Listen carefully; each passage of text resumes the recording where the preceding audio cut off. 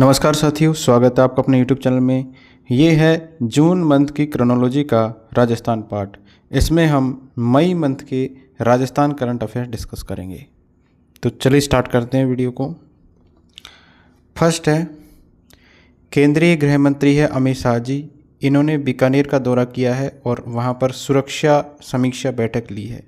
ठीक है, तो हमारे केंद्रीय गृह मंत्री कौन है? अमित शाह। ठीक है, तो ये बीकानेर आए थे। कब आए थे? 25 और 26 मई 2026 को। ठीक है, इस दौरे का मुख्य उद्देश्य था भारत और पाकिस्तान अंतर्राष्ट्रीय सीमा पर सुरक्षा व्यवस्था को सुदृढ़ करना। इसका मुख्य उद्देश्य था। अब इन्होंने वहाँ पर क्या क्या कार्य किए, वहाँ पर क्या क्या कहाँ कहाँ पर गए हैं? तो सांचू माता मंदिर गए हैं, ये पूजा अर्चना की वहाँ पर, और खेजड़ी का इन्होंने पौधा लगाया है सांचू माता मंदिर के अंदर। सांचू बॉर्डर पोस्ट और प्रहरी सम्मेलन, तो इन्होंने भारत और पाकिस्तान की सीमा पर स्थित है सांचू पोस्ट, इसका भी दौरा करके बीएसएफ के जवानों से संवाद किया और प्रहरी सम्मेलन को इन्होंने संबोधित किया है। ठीक है, तो एक तो ये इन्होंने खेजड़ी का पौधा लगाया है, एक ये सांचू बॉर्डर पोस्ट पे गए हैं, और एक इन्होंने प्रहरी सम्मेलन को संबोधित किया है। अब ये सुरक्षा समीक्षा बैठक हुई, इसकी विशेषताएं क्या है? बीकानेर में आयोजित उच्च स्तरीय बैठक के अंदर जो है सीमावर्ती जिलों की सुरक्षा व्यवस्था की विस्तृत समीक्षा की गई है। जो सीमा पर जिले हैं, इसके अंदर 360 डिग्री सुरक्षा ग्रिड, तो प्रत्येक सीमावर्ती जिले के लिए एक 360 डिग्री सुरक्षा फ्रेमवर्क तैयार करने का निर्णय लिया गया है। ठीक है, जिसमें स्थानीय नागरिक, राज्य सरकार और सुरक्षा एजेंसियों की सक्रिय भागीदारी इसके अंदर रहेगी। तो 360 डिग्री का एक सुरक्षा ग्रिड जो है, इसका फ्रेमवर्क तैयार करने का निर्णय लिया गया है। दूसरा है, इसके अंदर अवैध निर्माणों पर जो है कार्रवाई की जाएगी। तो जो भी अवैध निर्माण हो रहे हैं, तो अंतर्राष्ट्रीय सीमा से 15 किलोमीटर के दायरे में जो भी अवैध निर्माण हो रहे हैं, इनको तुरंत जो है जमींदोज करने के निर्देश दिए हैं अमित शाह जी ने। महिला बैरकों का ई लोकार्पण किया है, तो 14 महिला बैरकों का उद्घाटन किया है। गृहमंत्री जी ने सीमा चौकियों पर नवनिर्मित 14 महिला बैरकों का ई लोकार्पण इन्होंने किया है। राजस्थान एवं देशव्यापी योजना, तो राज्य के अंदर स्वीकृत 79 जो बैरक है, इनमें से 67 का निर्माण कार्य पूरा हो चुका है। राज्य स्तर पर महिला प्रहरियों के लिए 200 करोड़ रुपए की लागत से कुल 356 बैरक बनाए जाएंगे। ध्यान रखिए, जो भी महिला प्रहरी है, इनके लिए 356 बैरक बनाए जाएंगे 200 करोड़ की लागत से। ठीक है, अब हमारे राज्य के अंदर जो 356 बैरक है, इसमें से कितने स्वीकृत है? 79, और इसमें से हमने बना लिए हैं 67 बैरक। ठीक है, तो राजस्थान में कितने बैरक बन चुके हैं? 67। स्वीकृत कितने हैं? 79। टोटल देश के अंदर कितने हैं? 356 बैरक। इसके अलावा गृहमंत्री जी ने महत्वपूर्ण घोषणाएं की है। तो एंटी ड्रोन सिस्टम, तो सीमा पार से ड्रोन गतिविधियों और नशीली पदार्थों की तस्करी रोकने के लिए अगले 6 माह में ड्रोन प्रतिरोध प्रणालियाँ यानी एंटी ड्रोन सिस्टम लगाई जाएगी। तो अगले 6 महीनों में ये लगाई जाएगी एंटी ड्रोन जो है सिस्टम। नेक्स्ट है, राजस्थान में वाइब्रेंट विलेज प्रोग्राम सेकंड एवं मुख्यमंत्री थार सीमा क्षेत्र विकास कार्यक्रम के बारे में। तो राजस्थान सरकार राज्य के सीमावर्ती गांवों में बुनियादी ढांचे और सार्वजनिक सेवाओं को मजबूत करने के लिए जीवंत ग्राम कार्यक्रम सेकंड यानी वाइब्रेंट विलेज प्रोग्राम सेकंड लागू कर रही है। कौन सा है ये? वाइब्रेंट विलेज प्रोग्राम सेकंड, और ये इसको हम हिंदी में कहेंगे जीवंत ग्राम कार्यक्रम। ठीक है, तो ये क्यों जो है ये विकसित किया जा रहा है? ठीक है, इसको लागू क्यों किया जा रहा है? ताकि बुनियादी जो ढांचा और सार्वजनिक सेवाओं को मजबूत करने के लिए। कहाँ पर? जो सीमावर्ती गांव है राज्य के, वहाँ पर। केंद्रीय गृह मंत्री अमित शाह ने अपने बीकानेर प्रवास के दौरान इस कार्यक्रम के प्रभावी कार्यान्वयन पर विशेष बल दिया है। तो ध्यान रखिए, कौन सा कार्यक्रम है? वाइब्रेंट विलेज सेकंड कार्यक्रम। मुख्य विवरण क्या है इससे संबंधित, तो राजस्थान के 5 जो सीमावर्ती जिले हैं इसके 184 रणनीतिक गांव को बुनियादी ढांचे और सामुदायिक विकास के लिए चुना गया है। ठीक है, कितने गांवों को चुना गया है? 184 रणनीतिक गांवों को चुना गया है बुनियादी ढांचे यानी इंफ्रास्ट्रक्चर डेवलपमेंट के लिए। इसमें सम्मिलित जिले कौन से हैं? 5 जिले हैं, ध्यान रखिए, इनका नाम आपको याद रखना है। श्रीगंगानगर है, एक बीकानेर है, बाड़मेर, जैसलमेर और फलोदी जिले, ये सारे ज़िले क्या है? सीमावर्ती ज़िले हैं। इसमें 5 ज़िले शामिल किए गए हैं। इसके लिए 3 करोड़ रुपए का प्रावधान किया गया है। कार्यक्रम के तहत चयनित 184 गाँवों का जिलेवार विवरण और विकास योजनाएं क्या क्या है? तो श्रीगंगानगर के इसके अंदर है 68, बीकानेर के हैं इसमें 46, बाड़मेर के 36 है और जैसलमेर के 30 है और फलोदी ज़िले के 4 गांव जो है इनका चयन किया गया है इसके अंदर। बजट की बात करें तो चयनित गांवों में से 123 गांवों में 232 करोड़ की लागत से 515 कार्य करवाए जाना इसके अंदर प्रस्तावित है। गांव के सत्यापन से लेकर प्रस्ताव तक की जो पूरी प्रक्रिया है वाइब्रेंट विलेज पोर्टल है, इसके माध्यम से डिजिटल रूप से संपादित की जाएगी। तो ये था वाइब्रेंट विलेज कार्यक्रम सेकंड के बारे में। ठीक है, 5 इसके अंदर सीमावर्ती जिले हैं, 184 गांव है। अगला है मंत्री है डॉक्टर मंजू बागमार, इनको मिला है world book of records London का अंतर्राष्ट्रीय सम्मान। ध्यान रखिए, डॉक्टर मंजू बागमार है, इनको world book of records London का अंतर्राष्ट्रीय सम्मान दिया गया है। तो राज्य सरकार की महिला और बाल विकास राज्य मंत्री है डॉक्टर मंजू बागमार, इनको प्रतिष्ठित अंतर्राष्ट्रीय संस्था है world book of records London, ठीक है, लंदन की ये संस्था है, इसके द्वारा अंतर्राष्ट्रीय सम्मान के लिए इनको चुना गया है। इस गौरवपूर्ण उपलब्धि के लिए संस्था के द्वारा उन्हें विशेष आमंत्रण पत्र इनको भेजा गया है। अब मंजू बागमार है, इनकी विशेषताएं, इनकी उपलब्धियां क्या है? ये सम्मान ब्रिटेन की संसद है, इसके पैलेस ऑफ वेस्टमिंस्टर इसके अंदर आयोजित होने वाले 10वें अवार्ड समिट के दौरान इनको ये अवार्ड दिया जाएगा। ये अंतर्राष्ट्रीय समारोह होगा 26 जून को, ठीक है, लंदन के अंदर ये आयोजित किया जाएगा और डॉक्टर मंजू बागमार इससे सम्मानित होंगी। उल्लेखनीय है कि डॉक्टर मंजू बागमार से पहले यह प्रतिष्ठित अंतर्राष्ट्रीय सम्मान जो है राजस्थान के वर्तमान मुख्यमंत्री भजनलाल शर्मा को भी ये मिल चुका है। ठीक है, तो 2 लोगों को राजस्थान से मिल चुका है ये सम्मान। कौन सा सम्मान है? ये है world book of records London का सम्मान। ठीक है, अंतर्राष्ट्रीय सम्मान है, डॉक्टर भजनलाल शर्मा को मिल चुका है और हमारे मुख्यमंत्री जी भजनलाल शर्मा जी, और इसके अलावा डॉक्टर मंजू बागमार को भी ये इसकी घोषणा की गई है। 26 जून को उनको दिया जाएगा लंदन में। नेक्स्ट है राजस्थान जो है, इसकी 3 प्रतिभागी है, इनको पद्मश्री सम्मान 2026 से सम्मानित किया गया है।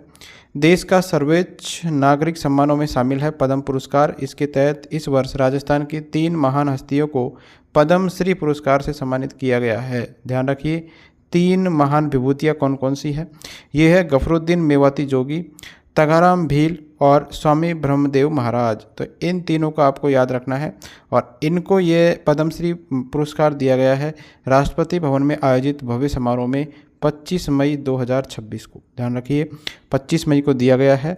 किस किस को? गफरुद्दीन मेवाती जोगी को, तगाराम भील को और स्वामी ब्रह्मदेव महाराज जी को। ये जो प्रतिभाएं हैं, इन्होंने कला यानी लोक संगीत एवं वादन, समाज सेवा यानी दिव्यांग कल्याण के क्षेत्र में राष्ट्रीय और अंतर्राष्ट्रीय स्तर पर प्रदेश का नाम इन्होंने रोशन किया है। ठीक है, इनके बारे में जो विस्तृत आप देख सकते हो फरवरी 2026 की क्रोनोलॉजी में। नेक्स्ट है सिवाना रिंग कॉम्प्लेक्स सर्वेक्षण में मिले रेयर अर्थ एलिमेंट के भंडार कहाँ पर मिले हैं? सिवाना रिंग कॉम्प्लेक्स सर्वेक्षण के अंदर। तो राजस्थान के बालोतरा जिले में स्थित है Siwana ring complex. Siwana ring complex के हालिया सर्वेक्षण हुआ। इसमें रेयर अर्थ एलिमेंट यानी REE, heavy rare earth element यानी HREE और क्रिटिकल रेयर मेटल्स के विशाल भंडार मिले हैं। ठीक है, तो सिवाना रिंग कॉम्प्लेक्स के अंदर मिले हैं RRE, HREE और जो है क्रिटिकल रेयर मेटल्स के विशाल भंडार।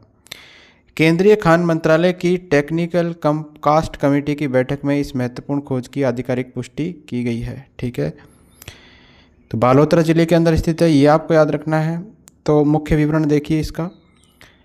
कंपनियों को कार्य आवंटन इन ब्लॉक्स के तकनीकी मूल्यांकन को गति देने के लिए 3 विशेषज्ञ कंपनियों को कार्य भी आवंटित कर दिया गया है।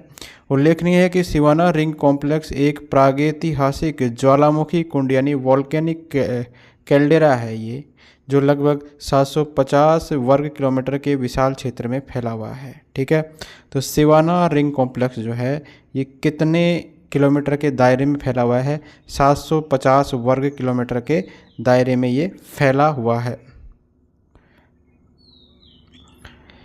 अब पाए गए प्रमुख तत्व और उनके औद्योगिक उपयोग देखिए, कौन कौन से तत्व इसके अंदर पाए गए हैं। तो इस कॉम्प्लेक्स के सर्वेक्षण में मुख्य रूप से निम्नलिखित दुर्लभ खनिज पाए गए हैं। कौन कौन से? प्रमुख रेयर अर्थ एलिमेंट कौन सा है? तो यहाँ नियोबियम यानी Nb, जिरकोनियम और हाफनियम जैसे अत्यंत दुर्लभ और रणनीतिक तत्व प्रचुर मात्रा में पाए गए हैं। तो आपको ये तीनों तत्व याद रखने हैं, नियोबियम, जिरकोनियम और हाफनियम। नियोबियम, जिरकोनियम और हाफनियम। इन एलिमेंट का उपयोग एरोस्पेस इंजन के लिए सुपर एलॉय मटेरियल बनाने के साथ साथ चिकित्सा और वैज्ञानिक उपकरणों में उपयोग होने वाले सुपर कंडक्टिंग मैग्नेट के निर्माण में भी किया जाता है। तो इनका यूज़ भी आपको याद रखना है। जो 3 रेयर अर्थ मेटल मिले हैं, नियोबियम, जिरकोनियम और हाफनियम, इनका उपयोग एरोस्पेस इंजन के लिए सुपर एलॉय मटेरियल बनाने में किया जाता है, चिकित्सा क्षेत्र में किया जाता है और वैज्ञानिक उपकरणों में उपयोग होने वाले जो सुपर कंडक्टिंग मैग्नेट है इसके निर्माण में किया जाता है। ठीक है, तो आपको ये डिटेल में याद रखना है। नेक्स्ट है मिसेज राजस्थान 2026। इसके अंदर उमा मीना और श्वेता कंसाना विजेता रही है। ये मिसेज राजस्थान 2026 है। तो प्रतिष्ठित ब्यूटी और पर्सनैलिटी प्लेटफॉर्म है मिसेज राजस्थान 2026। इसका ग्रैंड फिनाले जामडोली में स्थित है हैवा हेवन रिसोर्ट में मई 2026 में आयोजित किया गया था। कहाँ पर किया गया था ये आयोजित? ये किया गया था जामडोली में स्थित है हैवा हेवन रिसोर्ट के अंदर।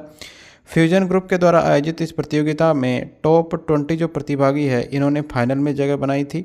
अब विजेता श्रेणियाँ कौन कौन सी है उसके प्रमुख विजेता देखिए। गोल्ड कैटेगरी में जो विजेता है ये है श्वेता कंसाना। इन्होंने मिसेज राजस्थान 2026 का मुख्य खिताब जीता है। ध्यान रखिए, गोल्ड कैटेगरी के अंदर श्वेता कंसाना ने जीता है। गोल्ड रनरअप की बात करें तो विनीता दीक्षित फर्स्ट आई है, अदिति चौधरी सेकंड आई है, पारुल शर्मा थर्ड आई है, भावना मीणा फोर्थ आई है। सिल्वर कैटेगरी, ठीक है, ये था हमारा गोल्ड कैटेगरी के विजेता जो कि श्वेता कंसाना है। दूसरा है सिल्वर कैटेगरी, इसकी है उमा मीणा। इन्होंने मिसेज राजस्थान 2026 का खिताब अपने नाम किया है। सिल्वर की रनरअप रही है ये नीतू राठौड़, ख्याति पारेख, सावी शर्मा और मीनाक्षी विश्वास। ठीक है, तो आपको केवल विजेताओं के नाम याद रखनी है, श्वेता कंसाना और उमा मीणा। नेक्स्ट है जयपुर के धवल और जय शर्मा फोर्ब्स 30 अंडर 30 एशिया सूची के अंदर शामिल हुए हैं। कौन है? जयपुर के धवल है और जय शर्मा है, ये शामिल हुए हैं फोर्ब्स 30 अंडर 30 एशिया की सूची में। तो जयपुर के युवा उद्यमी है धवल जैन और जय शर्मा। इनको प्रतिष्ठित फोर्ब्स 30 अंडर 30 एशिया 2026 की सूची में शामिल किया गया है। दोनों ने बिहार के अमन कुमार के साथ मिलकर हेल्थ टेक स्टार्टअप मेव हेल्थ की स्थापना की है। ठीक है, तो इन्होंने एक हेल्थ का स्टार्टअप है जिसका नाम है मेव हेल्थ। तो ये स्थापित की है किन किन ने? जयपुर के 2 लोग हैं, 2 उद्योगपति है, युवा उद्यमी हैं। ये है धवल जैन और जय शर्मा। इन्होंने किसके साथ मिलके? बिहार के हैं एक अमन कुमार के साथ मिलके ये हेल्थ स्टार्टअप इसकी स्थापना की है। इनका चयन जो है फोर्ब्स की हेल्थ केयर एंड साइंस श्रेणी के अंदर किया गया है। इनका कार्य क्षेत्र क्या है? मेव हेल्थ जो है मानसिक स्वास्थ्य और न्यूरो टेक्नोलॉजी के क्षेत्र में नवाचार यानी तनाव मुक्त तकनीकी पर कार्य कर रहा है। ठीक है, तो मेव हेल्थ किस पे कार्य करता है ये भी याद रखना है। ये कार्य करता है मानसिक स्वास्थ्य और न्यूरो टेक्नोलॉजी के क्षेत्र में नवाचार पर कार्य ये कर रहा है। ये तीनों उद्यमी जो है देश के प्रतिष्ठित संस्थान बिट्स पिलानी के पूर्व स्टूडेंट है। ये तीनों जो ऊपर हमने दिखाए हैं, ये जय शर्मा, इसके अलावा धवल जैन और एक है अमन कुमार। अब सूची में कौन कौन शामिल है? विभिन्न श्रेणियों में देश का नाम रोशन करने वाले अन्य युवा सितारे कौन है? दिव्या देशमुख है, एंटरटेनमेंट एंड स्पोर्ट्स श्रेणी के अंदर शतरंज की खिलाड़ी है ये दिव्या देशमुख। भविता मंदावा आर्ट एंड स्टाइल श्रेणी के अंदर। नेहा दीपक शाह ये मास्टर शेफ और फूड स्टार्टअप के अंदर। शिव गणेश गड्डम ये फाइनेंस एंड वेंचर कैपिटल श्रेणी के अंदर इन्होंने स्थापना की है। ये संस्थापक है जेनी 5 अंकुरा के और बच्चों की वित्तीय साक्षरता। ठीक है, ये संस्थापक किसके हैं? बच्चों की वित्तीय साक्षरता की संस्था है एक जेनी 5 अंकुरा। तो ये विभिन्न श्रेणियों में देश का सूची में शामिल होने वाले हैं। कौन सी सूची है ये सूची है 30 अंडर 30 एशिया सूची, फोर्ब्स की है ये। इसके अलावा मधुबाला बाबू क्रोविदी सोशल इम्पैक्ट श्रेणी के अंदर संस्थापक है ये एडो वाजा फाउंडेशन हैदराबाद की। मुकुल छाबड़ा है ये कंज्यूमर टेक्नोलॉजी पर्यावरण फाउंडर है ये स्क्रैप अंकल रिसाइकलिंग प्रबंधन के अंदर है ये। और सलोनी कुकरेजा ये कंटेंट क्रिएशन और स्टार्टअप श्रेणी के अंदर। ठीक है, तो इनको शामिल किया गया है फोर्ब्स की 30 अंडर 30 श्रेणी के अंदर। अगला है भरतपुर का अपना घर गिनीज बुक के अंदर दर्ज हुआ है। ठीक है, तो मानवता और निस्वार्थ सेवा के क्षेत्र में अपना घर आश्रम भरतपुर इसने एक नया इतिहास रचते हुए गिनीज वर्ल्ड रिकॉर्ड में अपना नाम दर्ज करा लिया है। इस आश्रम को आधिकारिक तौर पर महिलाओं के लिए दुनिया का सबसे बड़ा आश्रय गृह घोषित किया गया है। ध्यान रखिए, महिलाओं के लिए दुनिया का सबसे बड़ा आश्रय गृह किसको घोषित किया गया है? भरतपुर का है अपना घर। ठीक है, ये क्या है? एक आश्रम है। ठीक है, अपना घर क्या है? आश्रम है। और इसने एक नया इतिहास रचते हुए गिनीज वर्ल्ड रिकॉर्ड्स में अपना नाम दर्ज करवाया है। तो भरतपुर के बजेरा में स्थित है। इस आश्रम में कड़े भौतिक सत्यापन के बाद 3295 निराश्रित महिलाएं जो कि आश्रम में प्रभु जी के नाम से संबोधित की जाती है, इनके रहने की पुष्टि हुई है। तो इस आश्रम में कितनी महिलाएं रह रही हैं? 3295 महिलाएं। इससे पहले अमेरिका के मियामी में स्थित लोटस हाउस वुमन शेल्टर, इसमें लगभग 1500 महिलाएं थी। ये दुनिया का सबसे बड़ा था। आश्रम के संस्थापक कौन है? इस पुनीत कार्य और संस्थान की नींव रखी है डॉक्टर BM भारद्वाज के द्वारा। ठीक है, तो अपना घर आश्रम भरतपुर का है और 3295 निराश्रित महिलाएं इसमें रह रही है। ठीक है, और इसने गिनीज वर्ल्ड रिकॉर्ड में अपना नाम दर्ज करवाया है। नेक्स्ट है भिवाड़ी में प्रदेश के पहले सेमीकंडक्टर क्लस्टर का उद्घाटन किया गया है। तो भजनलाल शर्मा जी है, इन्होंने 15 मई 2026 को वीडियो कॉन्फ्रेंसिंग के माध्यम से खैरथल तिजारा जिले के भिवाड़ी सालरपुरा खुसखेड़ा में राज्य के पहले सेमीकंडक्टर क्लस्टर का उद्घाटन किया है। ध्यान रखिए, राज्य जो है हमारा राजस्थान, इसका पहला सेमीकंडक्टर क्लस्टर का उद्घाटन कहाँ पर किया गया है? खैरथल तिजारा के भिवाड़ी के अंदर। ध्यान रखना है यह अलसीना इलेक्ट्रॉनिक्स कॉम्प्लेक्स में सेसरा सेमीकंडक्टर्स की ATMP OSAT की सुविधा यहाँ पर शुरू की गई है। इस क्लस्टर में, ये जो क्लस्टर है इसके अंदर 1200 करोड़ से अधिक का निवेश होगा और लगभग 2500 लोगों को इसके अंदर रोजगार मिलेगा। सेमीकंडक्टर का है ये क्लस्टर। इस प्लांट से हर साल 6 करोड़ सेमीकंडक्टर चिप्स का निर्माण किया जाएगा। तो इसके अंदर हर साल कितनी बनेगी? 6 करोड़ सेमीकंडक्टर चिप्स बनेगी। भिवाड़ी में 61 करोड़ की लागत से 34 MLD सीवरेज ट्रीटमेंट प्लांट का लोकार्पण और 52 करोड़ की ट्रीटेड वाटर लाइन का शिलान्यास भी किया गया है। ठीक है, तो ये जो है किसके बारे में है? ये है पहले सेमीकंडक्टर क्लस्टर के बारे में है और भिवाड़ी के अंदर इसका उद्घाटन किया गया है। अब भारत और राज्य में सेमीकंडक्टर मिशन की बात कर लेते हैं। मिशन 2.0, तो केंद्रीय बजट 2026-27 में भारत सेमीकंडक्टर मिशन 2.0 के लिए 1000 करोड़ का प्रावधान किया गया है।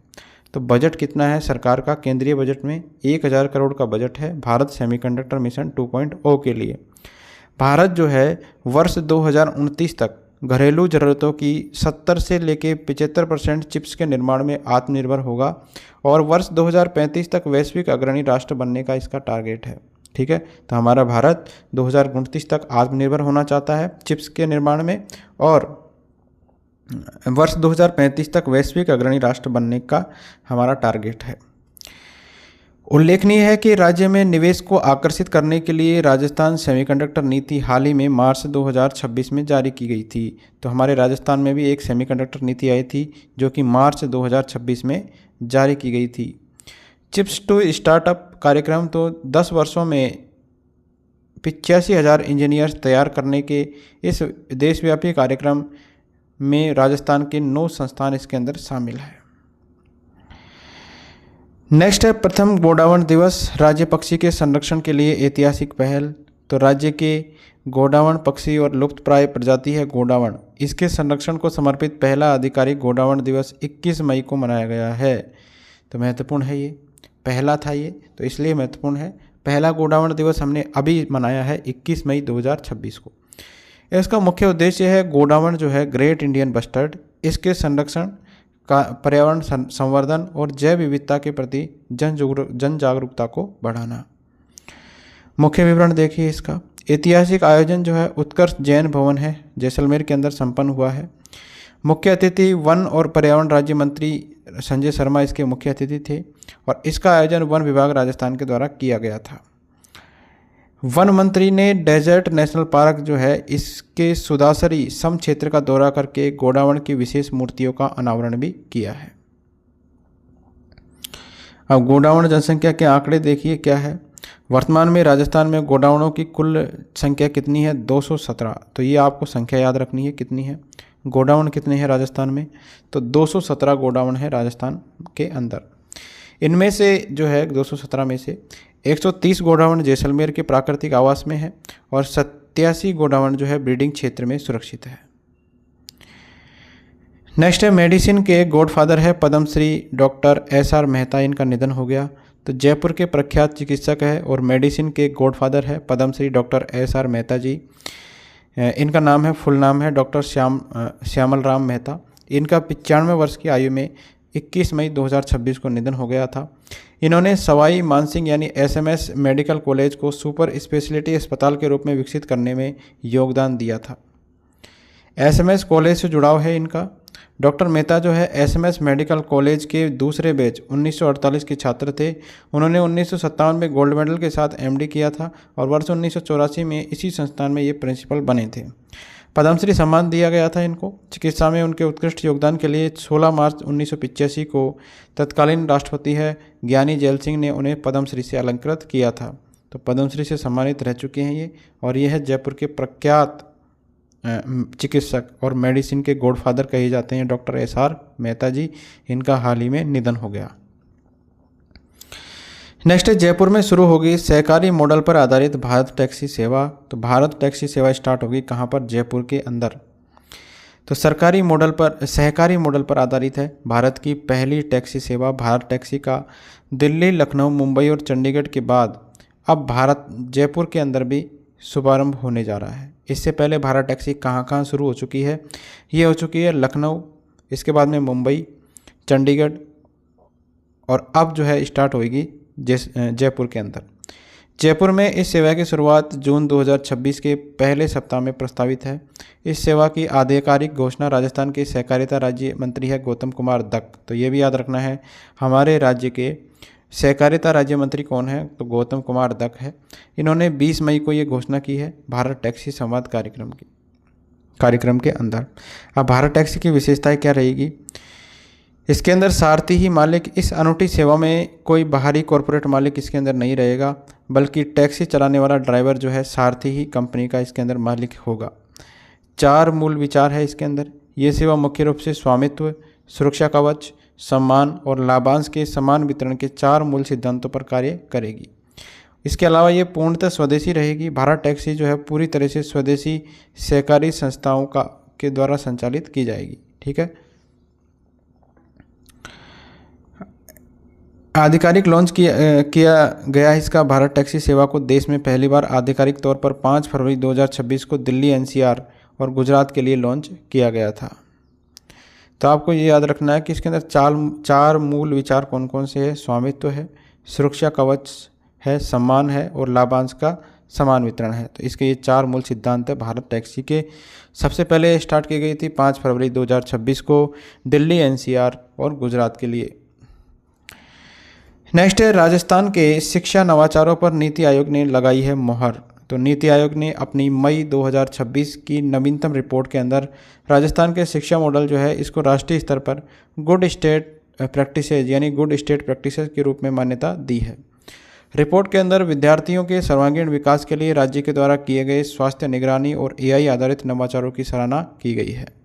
तो राज्य के अंदर जो भी एआई पर आधारित नवाचार किए गए हैं और स्वास्थ्य पर निगरानी के लिए जो योजनाएं बनाई गई है, इनकी सराहना की गई है नेशनल लेवल पर। राज्य की उल्लेखित है गुड स्टेट प्रैक्टिसेस। तो आयोग ने राज्य के साला स्वास्थ्य परीक्षण अभियान को और मुख्यमंत्री शिक्षित राजस्थान अभियान की एआई आधारित मूल्यांकन प्रणाली को अन्य राज्यों के लिए अनुकरणीय माना है। तो ये दोनों की प्रशंसा हुई है, एक तो है साला स्वास्थ्य परीक्षण अभियान और एक है मुख्यमंत्री शिक्षित राजस्थान अभियान। अब साला स्वास्थ्य परीक्षण अभियान के अंदर क्या होता है?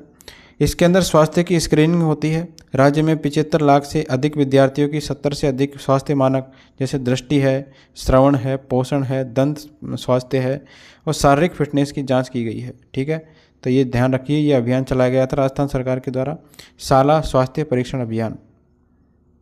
इसके अंदर 75 लाख से अधिक विद्यार्थियों की 70 से अधिक स्वास्थ्य मानकों की पर जो है जांच की गई थी।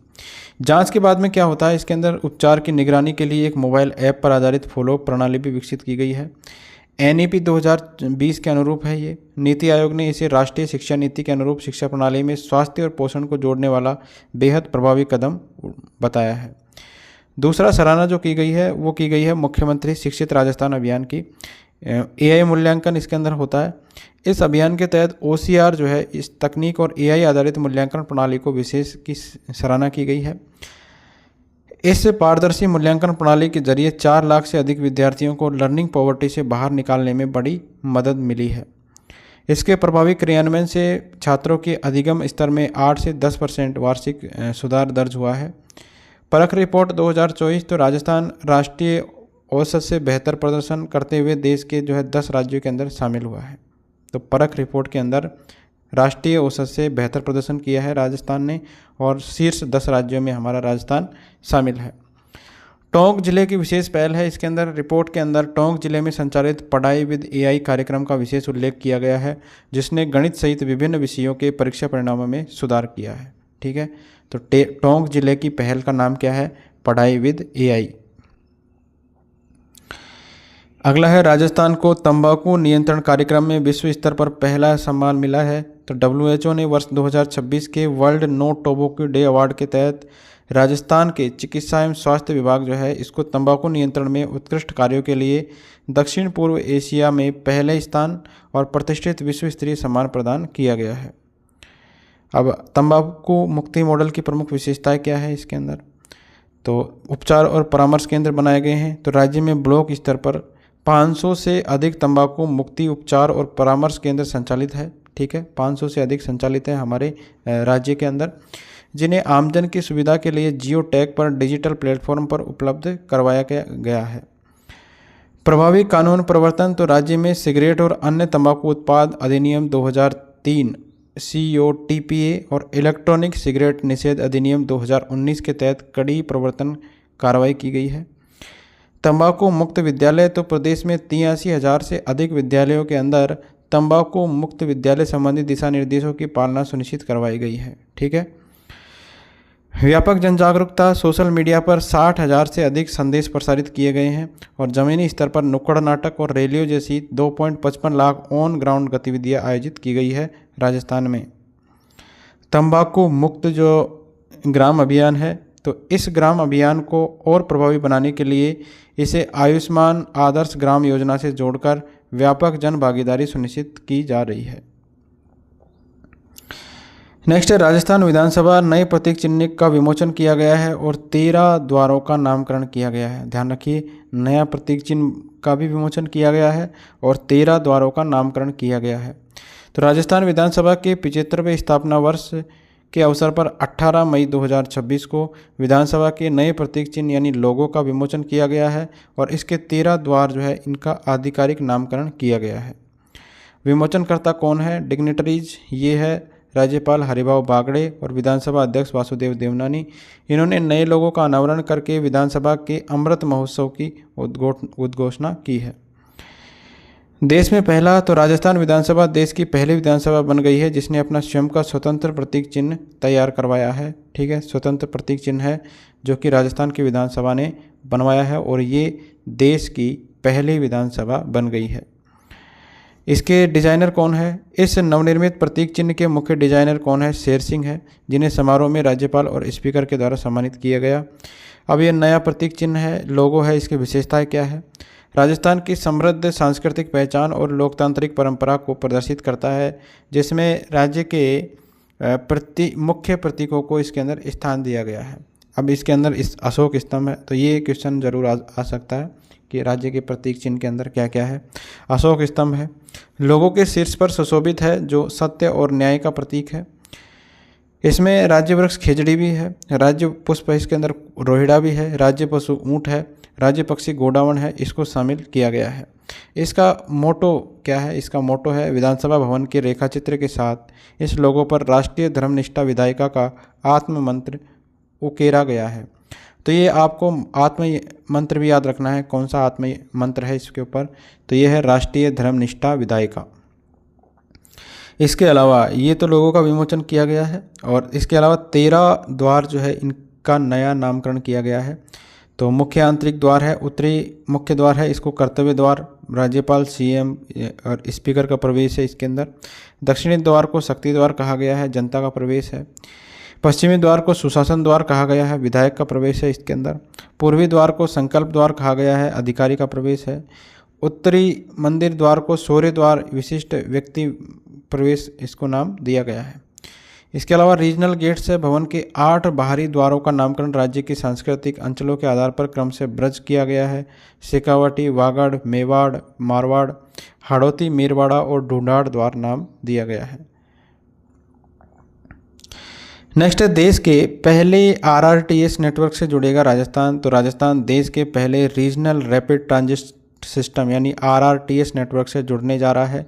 तो मुख्यमंत्री भजनलाल शर्मा की पहल और राजस्थान हरियाणा सरकार के बीच बनी सहमति से दिल्ली से अलवर तक नमो भारत ट्रेन के संचालन का मार्ग प्रशस्त हुआ है। तो कहाँ तक है ये? दिल्ली से अलवर तक ये है नमो भारत ट्रेन के संचालन का मार्ग प्रशस्त हुआ है। अब इसकी रूट कनेक्टिविटी क्या होगी? मुख्य रूट है इसका हाई स्पीड कॉरिडोर दिल्ली के सराय काले खां से शुरू होकर मुनीरका, एरो सिटी, गुरुग्राम और बावल हरियाणा होते हुए SNB, खैरथल और अलवर तक ये पहुंचेगा। राजस्थान सेक्शन का विस्तार हुआ है इसके अंदर। कॉरिडोर का दूसरा हिस्सा SNB शाहजहाँपुर, नीमराणा, बहरोड से नीमराणा और बहरोड होते हुए सोता नाला तक विस्तारित किया जाएगा। भिवाड़ी और नीमराणा सहित राष्ट्रीय राजधानी क्षेत्र यानी NCR के प्रमुख औद्योगिक क्षेत्रों को इससे सीधा लाभ मिलेगा। ये जो कॉरिडोर बनेगा, इसकी देखिए नेटवर्क की लंबाई कितनी है? इसकी लंबाई है 196 किलोमीटर है, जिसमें 91 किलोमीटर का हिस्सा राजस्थान राज्य के अंदर निर्मित होगा। इसमें स्टेशनों की संख्या होगी, इसके अंदर 22 मुख्य स्टेशन है, जिसमें से 6 स्टेशन राजस्थान के अंदर है। ट्रेन की अधिकतम परिचालन गति इसके अंदर 160 किलोमीटर प्रति घंटा होगी, जिससे दिल्ली से अलवर की दूरी मात्र 117 मिनट यानी लगभग 2 घंटों में तय हो सकेगी। इस परियोजना की अनुमानित लागत लगभग 37,000 करोड़ है और इसे वर्ष 2030 तक पूरा करने का टारगेट रखा गया है। ध्यान रखिए, कॉरिडोर बनेगा, 196 किलोमीटर लंबा है, 91 किलोमीटर का राजस्थान में निर्माण है, 22 मुख्य स्टेशन है और इसके अंदर से 6 स्टेशन राजस्थान में है। नेक्स्ट है, जयपुर जो है प्रदेश का पहला ड्यूअल सोर्स डेटा सेंटर। तो जयपुर के सीतापुरा में निजी क्षेत्र का राज्य का पहला दोहरे स्रोत से बिजली आपूर्ति वाला अत्याधुनिक डेटा सेंटर स्थापित किया जा रहा है। ठीक है, किया गया है ये। इसका निर्माण किया है STT ग्लोबल डेटा सेंटर्स के द्वारा 350 करोड़ के निवेश से इसका जो है निर्माण किया गया है। 1.5 एकड़ भूमि पर यह निर्मित है। इसकी क्षमता है 6 मेगावाट IT कैपेसिटी। इसकी कैपेसिटी कितनी है? 6 मेगावाट। ड्यूल सोर्स तकनीक के तहत इसे 2 स्वतंत्र ग्रिड सबस्टेशन 220/33 kV और 132/33 kV सीतापुरा से निर्बाध बिजली मिलेगी। इसको ड्यूल सोर्स से मतलब 2 सोर्स से इसको बिजली मिलेगी। नियम संशोधन, तो राजस्थान डिस्कॉम ने आपूर्ति के नियम और शर्तें TCOS जिसको हम कहते हैं, नियमों में संशोधन करके इस दोहरे स्रोत की अनुमति दी है। नेक्स्ट है, जयपुर एयरपोर्ट को मिला है ग्रीन एयरपोर्ट का सम्मान। ठीक है, किसको मिला है? जयपुर एयरपोर्ट को। तो जयपुर इंटरनेशनल एयरपोर्ट ने पर्यावरण संरक्षण और सतत विकास के क्षेत्र में बड़ी सफलता हासिल करते हुए प्रतिष्ठित ग्रीन एयरपोर्ट्स रिकॉग्निशन 2026 में सिल्वर सम्मान प्राप्त किया है। तो सिल्वर मेडल मिला है हमारे राजस्थान के जयपुर इंटरनेशनल एयरपोर्ट को। यह सम्मान मई 2026 में बैंकॉक में आयोजित एक विशेष समारोह में प्रदान किया गया था। अब पुरस्कार श्रेणी देखिए कौन कौन सी है। इसको दिया गया है एयरपोर्ट काउंसिलिंग इंटरनेशनल एशियाई, एशिया पैसिफिक और मिडिल ईस्ट के द्वारा। कौन सी कैटेगरी है? जयपुर एयरपोर्ट को ये सिल्वर रेटिंग 5 से 15 मिलियन वार्षिक यात्री श्रेणी के अंदर दी गई है। कूल टर्मिनल इकोसिस्टम, तो टर्मिनल 2 पर हाई परफॉर्मेंस ग्लास और इंसुलेटेड रूफिंग के प्रयोग से राजस्थान की भीषण गर्मी और लू से निपटने के लिए क्लाइमेट रेजिलिएंट ढांचा तैयार किया गया है। ऊर्जा दक्षता, तो स्मार्ट लाइटिंग और उन्नत तकनीकों के कारण एयरपोर्ट की ऊर्जा खपत जो है इसमें 35% की कमी भी आई है। कार्बन उत्सर्जन की बात करें तो पर्यावरण अनुकूल पहलों से यह एयरपोर्ट जो है सालाना 200 टन से अधिक कार्बन यानी CO2 उत्सर्जित कम कर रहा है। अन्य प्रतिष्ठित उपलब्धियां हैं जीरो वेस्ट टू लैंडफिल, तो भारतीय उद्योग परिसंघ के द्वारा यह विशेष तमगा प्राप्त है इसको। लेवल 3 एक्रेडिटेशन, एयरपोर्ट को ACI से कार्बन प्रबंधन के लिए लेवल 3 एक्रेडिटेशन भी हासिल है। वाटर पॉजिटिविटी, यह उत्तर भारत का दूसरा वाटर पॉजिटिविटी सर्टिफाइड एयरपोर्ट बन चुका है। तो ये थी सारी हमारे एयरपोर्ट के बारे में, जयपुर एयरपोर्ट है, ठीक है। इसको पुरस्कार दिया गया है सिल्वर सम्मान। और इसके अंदर देखो इनकी विशेषताएं हैं। एक तो ऊर्जा दक्षता, इन्होंने 35% की कमी की है ऊर्जा खपत में, कार्बन उत्सर्जन को कम किया है, ठीक है, 200 टन से अधिक। इसके अलावा कूल सिस्टम बनाया है, टर्मिनल इको सिस्टम, यानी ठंडा रहे, तो हमारा जो लू वगैरह होती है इससे निपटने के लिए क्लाइमेट रेजिलिएंट ढांचा तैयार किया है। इसको अन्य सम्मान भी प्राप्त है, जैसे जीरो वेस्ट टू लैंडफिल है। इसके अलावा लेवल 3 का एक्रेडिटेशन भी इसको दिया गया है। वाटर पॉजिटिविटी में दूसरा है भारत, उत्तर भारत का, ठीक है। तो ये विशेषताएं हैं इसकी। नेक्स्ट है UAE बनाएगा जैसलमेर में सबसे बड़ा ग्रीन एनर्जी नेटवर्क।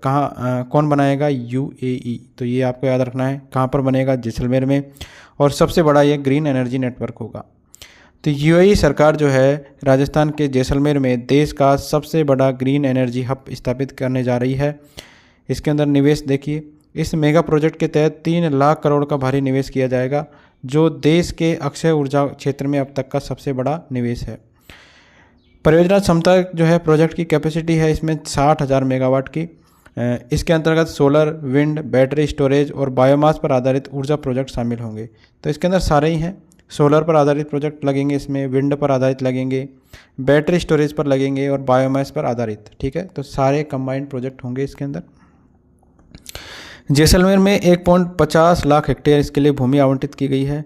और कंपनी जो है कौन बनाएगी इसको? Minerva energy private limited. तो ये कंपनी का नाम भी आप याद रखिए। 3 लाख करोड़ का इन्वेस्टमेंट है सऊदी अरब के द्वारा, UAE के द्वारा।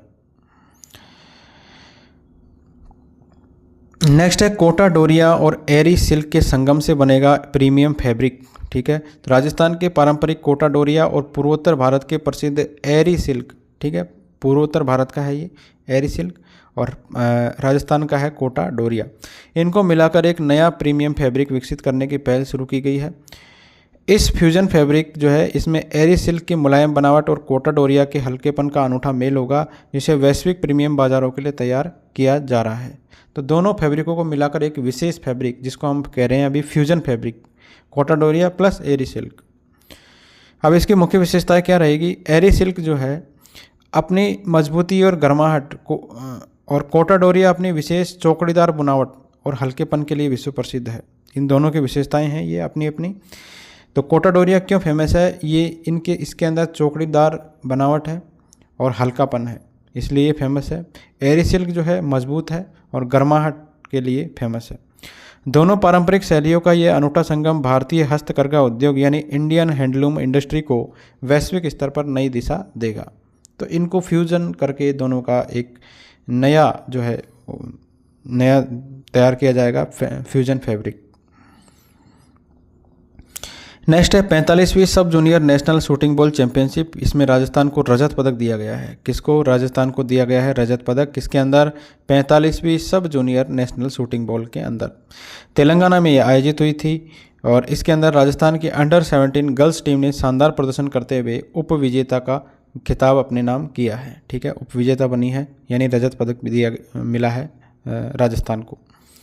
इसका आयोजन किया गया था 12 से लेकर 14 मई 2026 को महबूबाबाद तेलंगाना के NTR स्टेडियम में इसका आयोजन किया गया था। फाइनल मैच के अंदर हरियाणा ने राजस्थान को हराकर स्वर्ण पदक जीता है, जबकि राजस्थान को रजत पदक से संतोष करना पड़ा है। महाराष्ट्र की टीम इसके अंदर तीसरे स्थान पर रही है। तो हरियाणा ने स्वर्ण पदक जीता है, हमारे राजस्थान ने रजत पदक जीता है और महाराष्ट्र ने तीसरा स्थान हासिल किया है। राजस्थान गर्ल्स टीम का नेतृत्व किया है कप्तान चंचल जांगीड़, कृष्णा और विधि रोहिल्ला ने किया है। नेक्स्ट है IGU पुणे चैंपियनशिप। तो राजस्थान जयपुर की है ओजस्विनी, इन्होंने जो है जीता है 12वां राष्ट्रीय खिताब। कौन सी चैंपियनशिप है ये? IGU Pune championship. तो जयपुर की गोल्फर है ये, ठीक है, ध्यान रखिए। ओजस्विनी जो है सारस्वत, ये कौन है? गोल्फर है। इन्होंने पुणे के ऑक्सफोर्ड गोल्फ रिसोर्ट में संपन्न IGU पुणे महिला और जूनियर गर्ल गोल्फ चैंपियनशिप में 15 मई 2026 को अपना 12वां राष्ट्रीय खिताब इन्होंने जीता है। तो इनका कौन सा खिताब है? 12वां राष्ट्रीय खिताब। ओजस्विनी ने B गर्ल्स कैटेगरी का खिताब अपने नाम किया है, जो उनके करियर का 12वां राष्ट्रीय खिताब है। उन्होंने 3 राउंड में क्रम से 73, 74 और अंतिम राउंड में 69 का बेहतरीन स्कोर बनाकर कुल 216 का स्कोर हासिल किया है। प्लेऑफ मैच कुल 216 के स्कोर पर कर्नाटक की प्रिया कुमारी के साथ बराबरी करने के बाद अगला है वंदे गंगा जल संरक्षण जन अभियान के दूसरे चरण के बारे में। तो मुख्यमंत्री जी ने JECC सीतापुरा से इस अभियान के दूसरे चरण का आधिकारिक शुभारंभ किया है। इस अभियान का राज्यव्यापी शुभारंभ मुख्यमंत्री जी के द्वारा बीसलपुर बांध, टोंक एवं बंद बारेटा बांध भरतपुर से 25 मई 2026 को किया गया है। कब किया गया है? 25 मई 2026 को किया गया है। इसके बाद मुख्यमंत्री ने ईसरदा बांध यानी सवाई माधोपुर का हवाई सर्वेक्षण किया है। मुख्य बिंदु देखिए इसके क्या क्या है। लॉन्च की तिथि है इसकी 25 मई 2026 गंगा दशमी के पावन अवसर पर। इसका ऑब्जेक्टिव क्या है? ऑब्जेक्टिव है मानसून के आगमन से पहले पारंपरिक जल स्रोतों को पुनर्जीवित करना, भूजल स्तर में सुधार के लिए जन भागीदारी को बढ़ाना इसका उद्देश्य है। यानी भूमि के जल स्तर को बढ़ाना इसका में जन भागीदारी को बढ़ाना इसका उद्देश्य है। इसका कार्य क्या रहता है? जल संसाधन विभाग के द्वारा जलाशयों की साफ सफाई करवाई जाती है। इसमें कैच द रेन कार्यक्रमों का संचालन इसके अंतर्गत किया जाएगा, ठीक है। तो इसका दूसरा चरण है। वन एवं पर्यावरण विभाग के द्वारा 4 जून 2026 को रन फॉर एनवायरनमेंट का भी आयोजन किया जाएगा। तो 4 जून को किया जाएगा ये रन फॉर एनवायरनमेंट का जो है आयोजन, ठीक है। ध्यान रखिए 25 मई को किया गया है वंदे गंगा जल संरक्षण जन अभियान के दूसरे चरण का शुभारंभ। ये जो अभियान है इसकी अवधि रहेगी 25 मई से लेकर 5 जून 2026 विश्व पर्यावरण दिवस तक ये संचालित किया जा रहा है, ठीक है। इसकी क्रियान्वयन एजेंसी कौन सी है? मुख्य रूप से जल संसाधन विभाग यानी वाटर WRD जो है और वन और पर्यावरण विभाग इसमें भागीदारी को निभा रहे हैं। तो ध्यान रखिए किसके द्वारा किया जा रहा है? WRD और वन और पर्यावरण विभाग के द्वारा। अगला है सरिस्का टाइगर रिजर्व में नेचर इंटरप्रिटेशन सेंटर की स्थापना के लिए MOU किया गया है। तो मई 2026 में वेदांता समूह के अनिल अग्रवाल फाउंडेशन की पशु कल्याण पहल टाको का फुल फॉर्म है द एनिमल केयर ऑर्गेनाइजेशन, ठीक है। किसकी पहल है ये भी याद रखिए, वेदांता समूह के है अनिल अग्रवाल फाउंडेशन की पशु कल्याण पहल है टाको। इसने राजस्थान वन विभाग के साथ एक समझौता ज्ञापन पर साइन किए हैं। परियोजना का नाम क्या है? इसके तहत सरिस्का जो बाल अभ्यारण्य है इसमें Agnivesh Agarwal nature interpretation centre NIC स्थापित किया जाएगा। कहाँ पर किया जाएगा? सरिस्का बाघ अभ्यारण्य के अंदर Agnivesh Agarwal nature interpretation centre स्थापित किया जाएगा। कन्वेंशन सेंटर का निर्माण किया जाएगा। साइन फाउंडेशन के सहयोग से सरिस्का में 1.04 करोड़ की लागत से एक आधुनिक कन्वेंशन सेंटर बनाया जाएगा, जिसका उपयोग वन विभाग महत्वपूर्ण सम्मेलन, बैठक और प्रशिक्षण सत्रों के लिए करेगा। निगरानी वाहनों को हरी झंडी दी गई है। इसी कार्यक्रम के दौरान वन्यजीव सुरक्षा सुदृढ़ करने के लिए रणथंभौर टाइगर रिजर्व के लिए 8 विशेष निगरानी वाहनों को रवाना किया गया। टाको क्या है? ठीक है, अनिल अग्रवाल फाउंडेशन का है ये। तो टाको यह वेदांता समूह के अनिल अग्रवाल फाउंडेशन की एक पशु कल्याण पहल है, जिसकी स्थापना की गई थी वर्ष 2022 के अंदर पशु कल्याण और वन्यजीव संरक्षण के लिए एक स्थायी पारिस्थितिकी तंत्र विकसित करने के लिए इसको जो है स्थापित किया गया था। नेक्स्ट है मनोज माथुर जर्नलिज्म अवार्ड 2026 के बारे में। तो वरिष्ठ पत्रकार है स्वर्गीय मनोज माथुर जी। इनकी स्मृति में इसके दूसरे संस्करण का भव्य आयोजन 14 मई 2026 को जयपुर के अंदर किया गया है। तो वरिष्ठ पत्रकार है, इनका नाम है मनोज माथुर और इन्हीं की याद में इन जो है दूसरे संस्करण का भव्य आयोजन किया गया 14 मई 2026 को जयपुर में। इसमें देखिए प्रमुख पुरस्कार विजेता और उसके मुख्य अतिथि कौन है। तो मुख्य अतिथि इसके कौन है, राजस्थान की पूर्व मुख्यमंत्री है वसुंधरा राजे। इन्होंने विभिन्न श्रेणियों के विजेता पत्रकारों को सम्मानित किया है। प्रिंट मीडिया की बात करें तो अर्पित शर्मा ये रिपोर्टर है दैनिक भास्कर के। इलेक्ट्रॉनिक और डिजिटल मीडिया की बात करें तो देवांकुर वाधवान है, ये आज तक के हैं, और सौरभ अवस्थी ये भास्कर डिजिटल के हैं।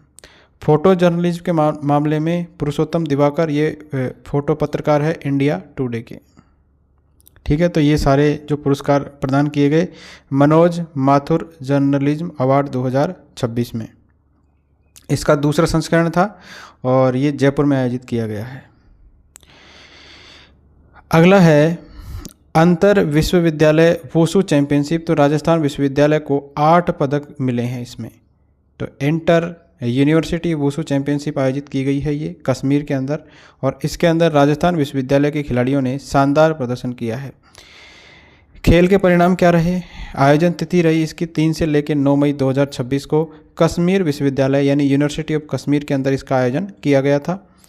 और इसमें कुल पदक मिले हैं राजस्थान विश्वविद्यालय यानी राजस्थान यूनिवर्सिटी के खिलाड़ियों को कुल 8 पदक मिले हैं। इसमें 5 रजत पदक और 3 कांस्य पदक शामिल है। रजत पदक विजेता कौन है, इसमें भानुप्रताप पारिक, तनिषा महावर, महिमा चौधरी, गौरांग सैनी, वैदेही पारिक, इन्होंने विभिन्न स्पर्धाओं में इसमें सिल्वर मेडल जीते हैं यानी रजत पदक जीते हैं। कांस्य पदक किसने जीते हैं, ब्रॉन्ज मेडल वैदेही पारिक प्रतियोगिता में इन्होंने दूसरा स्थान हासिल किया है, दूसरा पदक हासिल किया है। पीयूष मेहरा और पूजा सांडा स्पर्धा ये 70 kg वर्ग की थी, इसमें इन्होंने कांस्य पदक हासिल किए हैं। तो वैदेही पारिक इन्होंने 2 पदक हासिल किए हैं, एक सिल्वर मेडल और एक ब्रॉन्ज मेडल।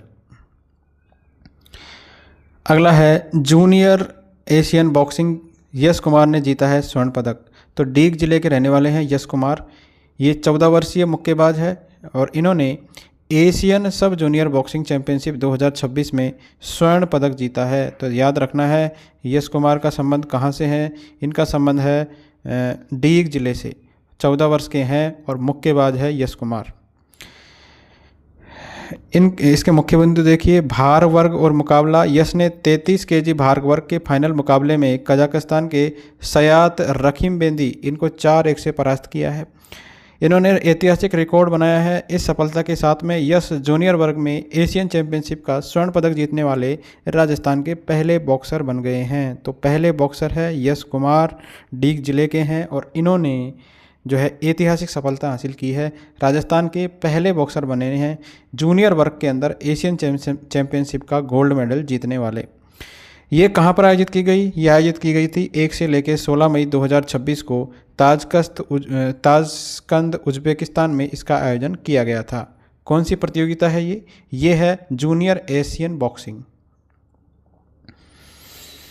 नेक्स्ट है ऋषभ डागा, राजस्थान के सबसे युवा आयरमैन है ये। तो जयपुर के हैं रहने वाले, 18 वर्ष के हैं एथलीट ऋषभ डागा। इन्होंने वियतनाम के दा नांग में आयोजित विश्व की सबसे कठिन प्रतियोगिताओं में से एक आयरमैन वियतनाम को सफलतापूर्वक पूरा किया है। अब इनका भी ये ऐतिहासिक रिकॉर्ड है। ऋषभ ये कठिन रेस पूरी करने वाले राजस्थान के सबसे युवा खिलाड़ी बन गए हैं ऋषभ। उन्होंने कुल 13 घंटे 46 मिनट में बिना रुके 3.8 किलोमीटर की तैराकी की है, 180 किलोमीटर की साइकिलिंग की है और 42.2 किलोमीटर की फुल मैराथन की है। तो ध्यान रखिए ये सबसे जो है कम उम्र के खिलाड़ी है। वे भारत में आयोजित आयरमैन 70.3 गोवा प्रतियोगिता में ये पूर्व में जीत चुके हैं। तो इनका नाम याद रखना है आपको, ऋषभ डागा, 18 साल के हैं, जयपुर के रहने वाले हैं, ठीक है। और इन्होंने आयरमैन प्रतियोगिता को सफलतापूर्वक, आयरमैन वियतनाम जो है इसको सफलतापूर्वक पूरा किया है। अगला है पीएम ग्राम सड़क योजना PMGSY के बारे में। सर्वाधिक सड़क निर्माण में राजस्थान देश में दूसरे नंबर पे आया है। ठीक है, तो इंडिया के अंदर राजस्थान का स्थान है दूसरे नंबर पे। किस मामले में है ये? पीएम ग्राम सड़क योजना के मामले में। तो प्रधानमंत्री ग्राम सड़क योजना के तहत सर्वाधिक सड़क निर्माण और गुणवत्ता नियंत्रण की श्रेणी में राजस्थान ने देश भर में दूसरा स्थान हासिल किया है। ठीक है, तो अब इस प्रतियोगिता के बारे में देखते हैं। रजत जयंती समारोह, तो योजना के 25 वर्ष पूरे होने पर 10 मई 2026 को भैरुंदा सीहोर मध्य प्रदेश में आयोजित राष्ट्रीय समारोह में केंद्रीय मंत्री है शिवराज सिंह चौहान, इनके द्वारा राजस्थान को सम्मानित किया गया था।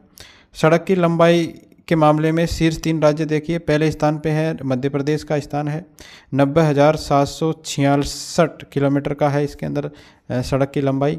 दूसरे स्थान पे हमारा राजस्थान है जिसमें सड़कों की लंबाई है 75,868 किलोमीटर। और तीसरे स्थान पर है उत्तर प्रदेश का स्थान।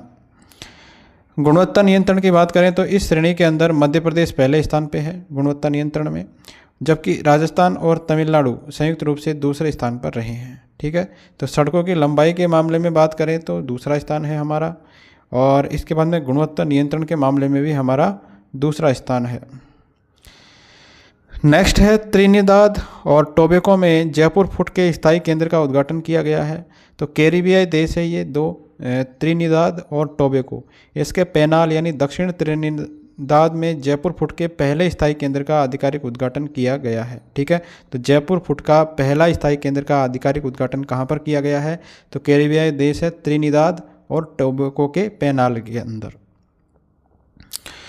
उद्घाटन कब किया गया है? 10 मई 2026 को। त्रिनिदाद और टोबैको की प्रधानमंत्री है कमला प्रसाद बिसेसर और भारत के विदेश मंत्री है S जयशंकर, इनके द्वारा संयुक्त रूप से इसका उद्घाटन किया गया है। इस केंद्र को आपराधिक तौर पर नेशनल प्रोस्थेटिक सेंटर का दर्जा दिया गया है, जो पूरे कैरिबियाई क्षेत्र के लिए बड़ा हब बनेगा। यह केंद्र जो है जयपुर फूट USA और BMVSS भगवान महावीर विकलांग सहायता समिति के सहयोग से स्थापित हुआ है, और यहाँ भारत के विशेषज्ञ गजानंद लांबा स्थानीय तकनीशियनों को ये ट्रेनिंग देंगे।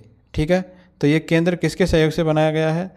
इसमें है जयपुर फुट USA और BMVSS यानी भगवान महावीर विकलांग सहायता समिति के सहयोग से। नेक्स्ट है राष्ट्रीय प्रौद्योगिकी दिवस। तो जयपुर में राज्य स्तरीय समारोह का आयोजन किया गया। तो जयपुर के BM बिरला ऑडिटोरियम में 11 मई 2026 को राज्य स्तरीय राष्ट्रीय प्रौद्योगिकी दिवस समारोह का भव्य आयोजन किया गया है। इसकी घोषणाएं देखिए क्या क्या की गई इसमें। ब्रह्मगुप्त पुरस्कार, तो विज्ञान, गणित, नवाचार और अनुसंधान रिसर्च क्षेत्र में उत्कृष्ट योगदान देने वाले वैज्ञानिक और विद्यार्थियों के लिए इस नए पुरस्कार की घोषणा की गई है। इनोवेशन सेंटर, तो युवाओं में तकनीकी रचनात्मकता और स्टार्टअप संस्कृति को बढ़ावा देने के लिए जयपुर के कोचिंग हब के अंदर इनोवेशन सेंटर स्थापित किया जाएगा। तो जयपुर के जो भी कोचिंग हब है इसके अंदर इनोवेशन सेंटर बनाए जाएंगे। ड्रोन सेल और रोबोटिक्स के अंदर हर व्यक्ति एक तकनीक का लाभ पहुंचाने के लिए राज्य स्तरीय केंद्रीकृत ड्रोन सेल की स्थापना और 500 से अधिक स्कूलों में रोबोटिक्स लैब शुरू की गई है। ठीक है, तो ये इसके अंदर महत्वपूर्ण घोषणाएं की गई है राष्ट्रीय प्रौद्योगिकी दिवस पर। तो इसके समारोह का भव्य आयोजन किया गया था 11 मई 2026 को। अगला है जैसलमेर के अंदर कैराकल संरक्षण के लिए देश का पहला बकरी बैंक अभियान शुरू किया गया है। ठीक है, तो कैराकल संरक्षण के लिए देश का पहला बकरी बैंक अभियान है। ये दुर्लभ वन्यजीव है कैराकल, जिसको अपन सियागोस भी कहते हैं।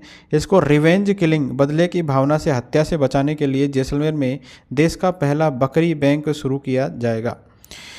तो ये संयुक्त पहल है किसकी? यह अभियान राज्य वन विभाग और wild life trust of India यानी WTI, इसकी एक अनूठी संयुक्त परियोजना है। ये किसकी संयुक्त परियोजना है ये याद रखना है, राज्य के वन विभाग और wild life trust of India की।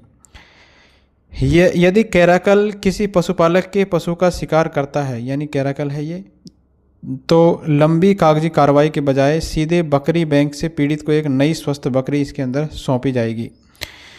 वर्तमान में पूरे देश में केवल 50 कैराकल शेष है, जिनमें से राजस्थान के जैसलमेर में मात्र 4 कैराकल होने की ही आधिकारिक पुष्टि हुई है। मैपिंग के बाद शुरुआती चरण में प्रत्येक बैंक में 25 स्वस्थ बकरियां रखी जाएगी। तो इसके अंदर जो है प्रत्येक बैंक के अंदर कितनी रखी जाएगी? 25 स्वस्थ बकरियां कैराकल के प्रकोप से बचाने के लिए, ठीक है, कैराकल को संरक्षित करने के लिए ये है। और देश का पहला बकरी बैंक अभियान शुरू किया गया है।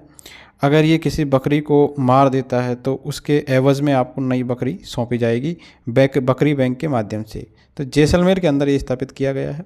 और जैसलमेर के अंदर कितने हैं कैराकल? 4, ठीक है। देश में कितने हैं? 50 कैराकल। नेक्स्ट है एकीकृत शिक्षा। तो राजस्थान जो है देश में पहले स्थान पर आया है। तो नीति आयोग के द्वारा मई 2026 में जारी school education system in India report के अनुसार राजस्थान जो है कक्षा 1 से लेकर 12 तक एकीकृत शिक्षा उपलब्ध करवाने के मामले में देश में पहले स्थान पे है, ठीक है। तो 1 से 12 तक शिक्षा उपलब्ध करवाने के मामले में राजस्थान कौन से स्थान पे है? पहले स्थान पर। राष्ट्रीय भागीदारी। तो देश के कुल एकीकृत विद्यालय कक्षा 1 से लेकर 12 का लगभग 35% अकेले राजस्थान में संचालित है। नेटवर्क के अनुपात की बात करें तो भारत में प्राथमिक से लेकर उच्च माध्यमिक तक की शिक्षा एक ही स्थान पर देने वाला हर तीसरा विद्यालय राजस्थान के अंदर है। यानी कि प्राथमिक से लेकर उच्च माध्यमिक तक की शिक्षा एक ही स्थान पर हम देते हैं और हर तीसरा विद्यालय राजस्थान का ये देता है। राज्य के अंदर स्कूलों की संख्या की बात करें तो राज्य के अंदर 27,889 विद्यालय प्राथमिक है, उच्च प्राथमिक, माध्यमिक और उच्च माध्यमिक स्तर की एकीकृत जो है शिक्षा प्रदान कर रहे हैं। अगला है राजस्थान जो कृषि विभाग और वाधवानी एआई के मध्य में एक समझौता हुआ है। 25 मई 2026 को राजस्थान का कृषि विभाग और वाधवानी एआई यानी Lords Education and Health Society का है ये वाधवानी एआई, इसके मध्य में एक महत्वपूर्ण गैर वित्तीय समझौता एमओयू पर साइन हुए हैं।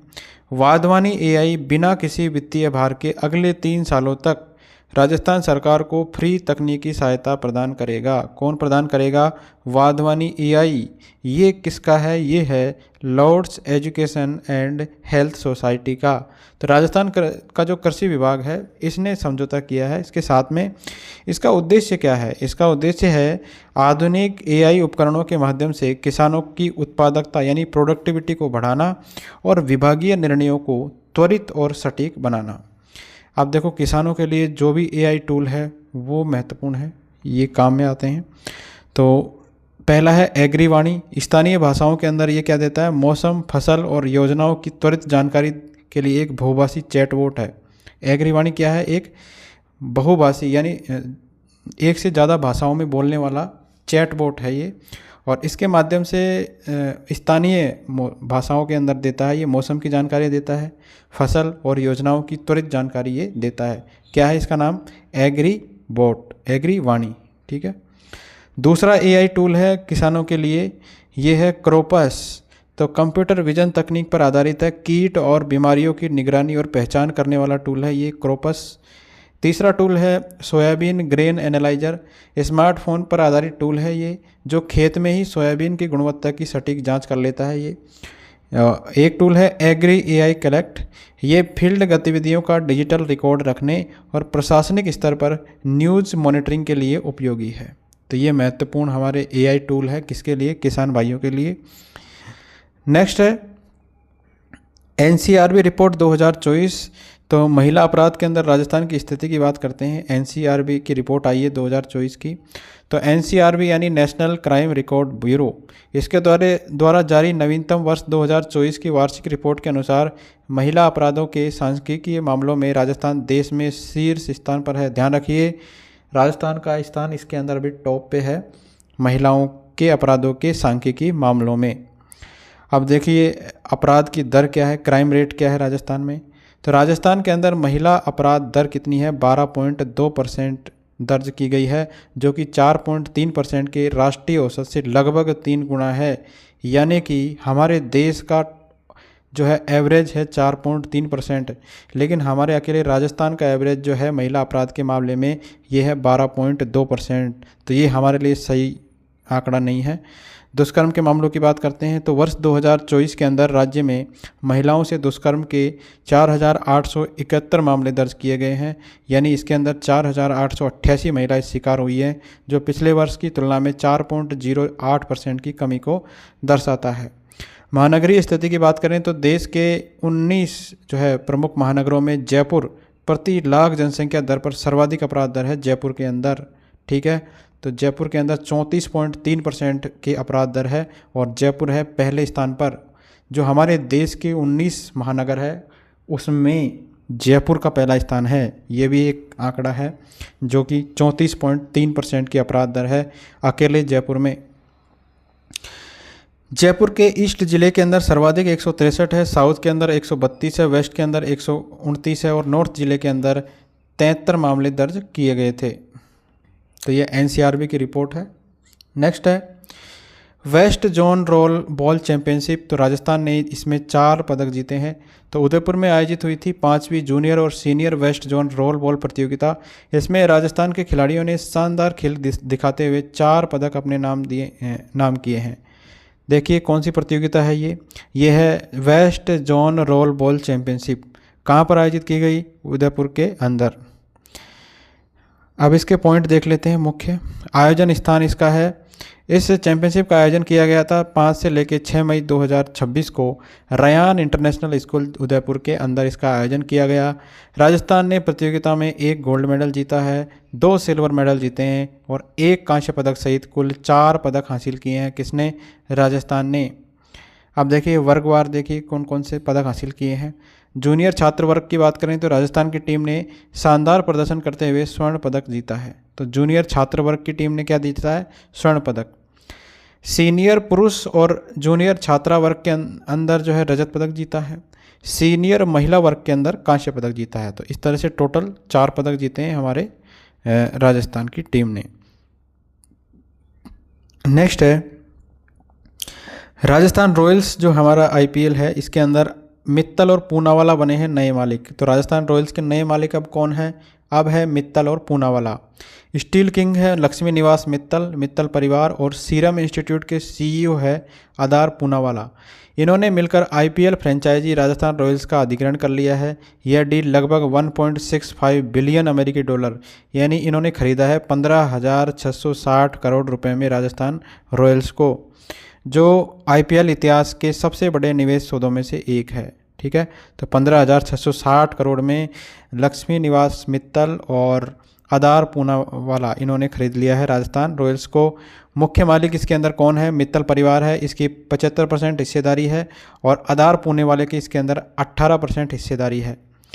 इसके अंदर शेष 7% हिस्सेदारी किसकी है? पुराने निवेशक है मनोज बड़ाले। तो इसके इनके सहित जो है 7% हिस्सेदारी है पुरानी।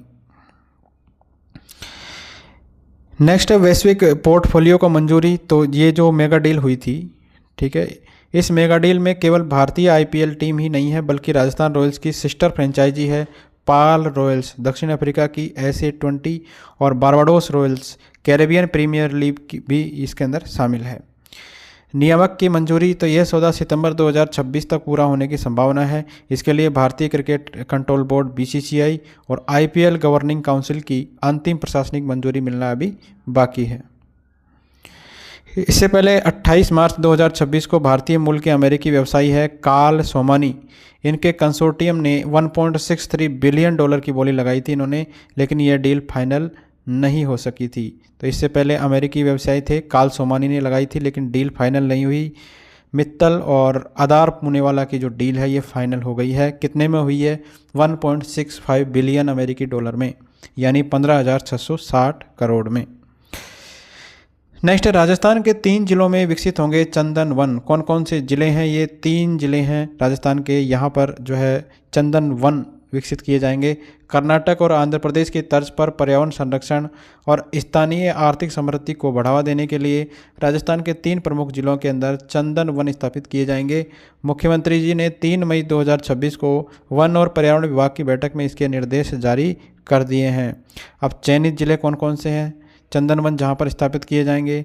पहला है बांसवाड़ा जिला, दूसरा है उदयपुर जिला, तीसरा है सिरोही जिला। तो बांसवाड़ा जिले के घंटाला रेंज के झांतलिया वन खंड के अंदर 25 हेक्टेयर भूमि पर इसका विकास किया जाएगा। उदयपुर जिले की बात करें तो पिछोला झील के समीप स्थित है कालका माता वनखंड नर्सरी और बाकी क्षेत्र के अंदर 20 से 22 हेक्टेयर क्षेत्र के अंदर चंदन के वृक्ष लगाए जाएंगे। और सिरोही जिले के पिंडवाड़ा क्षेत्र के जनापुरा जोड़ में करीब 25 से लेके 30 हेक्टेयर वन भूमि पर चंदन वन विकसित किया जाएगा। तो आपको तीनों जिलों के नाम याद रखने हैं। पहला है सिरोही जिला, दूसरा है उदयपुर जिला, तीसरा है बांसवाड़ा जिला। इस परियोजना का मुख्य उद्देश्य क्या है? यह विशेष अभियान वानिकी परियोजना के तहत प्रत्येक चयनित स्थल पर लगभग 10,000 चंदन के पौधे रोपे जाने का महत्वाकांक्षी लक्ष्य रखा गया है। नेक्स्ट है राजस्थान विधानसभा हर्बल वाटिका और नक्षत्र वाटिका का उद्घाटन किया गया है। तो राजस्थान विधानसभा का जो परिसर है इसमें पर्यावरण, आयुर्वेद और ज्योतिष विज्ञान के अनूठे संगम को दर्शाती हर्बल वाटिका और नक्षत्र वाटिका का भव्य लोकार्पण किया गया है। कहाँ पर किया गया है? राजस्थान विधानसभा के परिसर के अंदर हर्बल वाटिका और नक्षत्र वाटिका बनी है। तो वाटिकाओं की तकनीकी और वैज्ञानिक विशेषताएं क्या है? तो हमारे विधानसभा के अध्यक्ष है डॉक्टर वासुदेव देवनानी जी। इनके द्वारा 5 मई 2026 को इसका उद्घाटन किया गया है। इस अवसर पर बैठक में आए 5 राज्यों के विधानसभा अध्यक्ष भी इसके अंदर उपस्थित रहे थे। नक्षत्र वाटिका देखो, एस्ट्रोलॉजिकल गार्डन है ये, इसको अपन बोलते हैं। भारतीय ज्योतिष के 27 नक्षत्रों पर यह आधारित है नक्षत्र वाटिका। इसमें 5000 वर्ग मीटर क्षेत्र के अंदर अर्धचंद्राकार स्वरूप यानी क्रेसेंट शेप के अंदर विकसित किया गया है इसको, जहाँ प्रत्येक नक्षत्र से संबंधित विशिष्ट वृक्ष है, जैसे कुचला, आंवला, गूलर, पीपल आदि इसके अंदर लगाए गए हैं।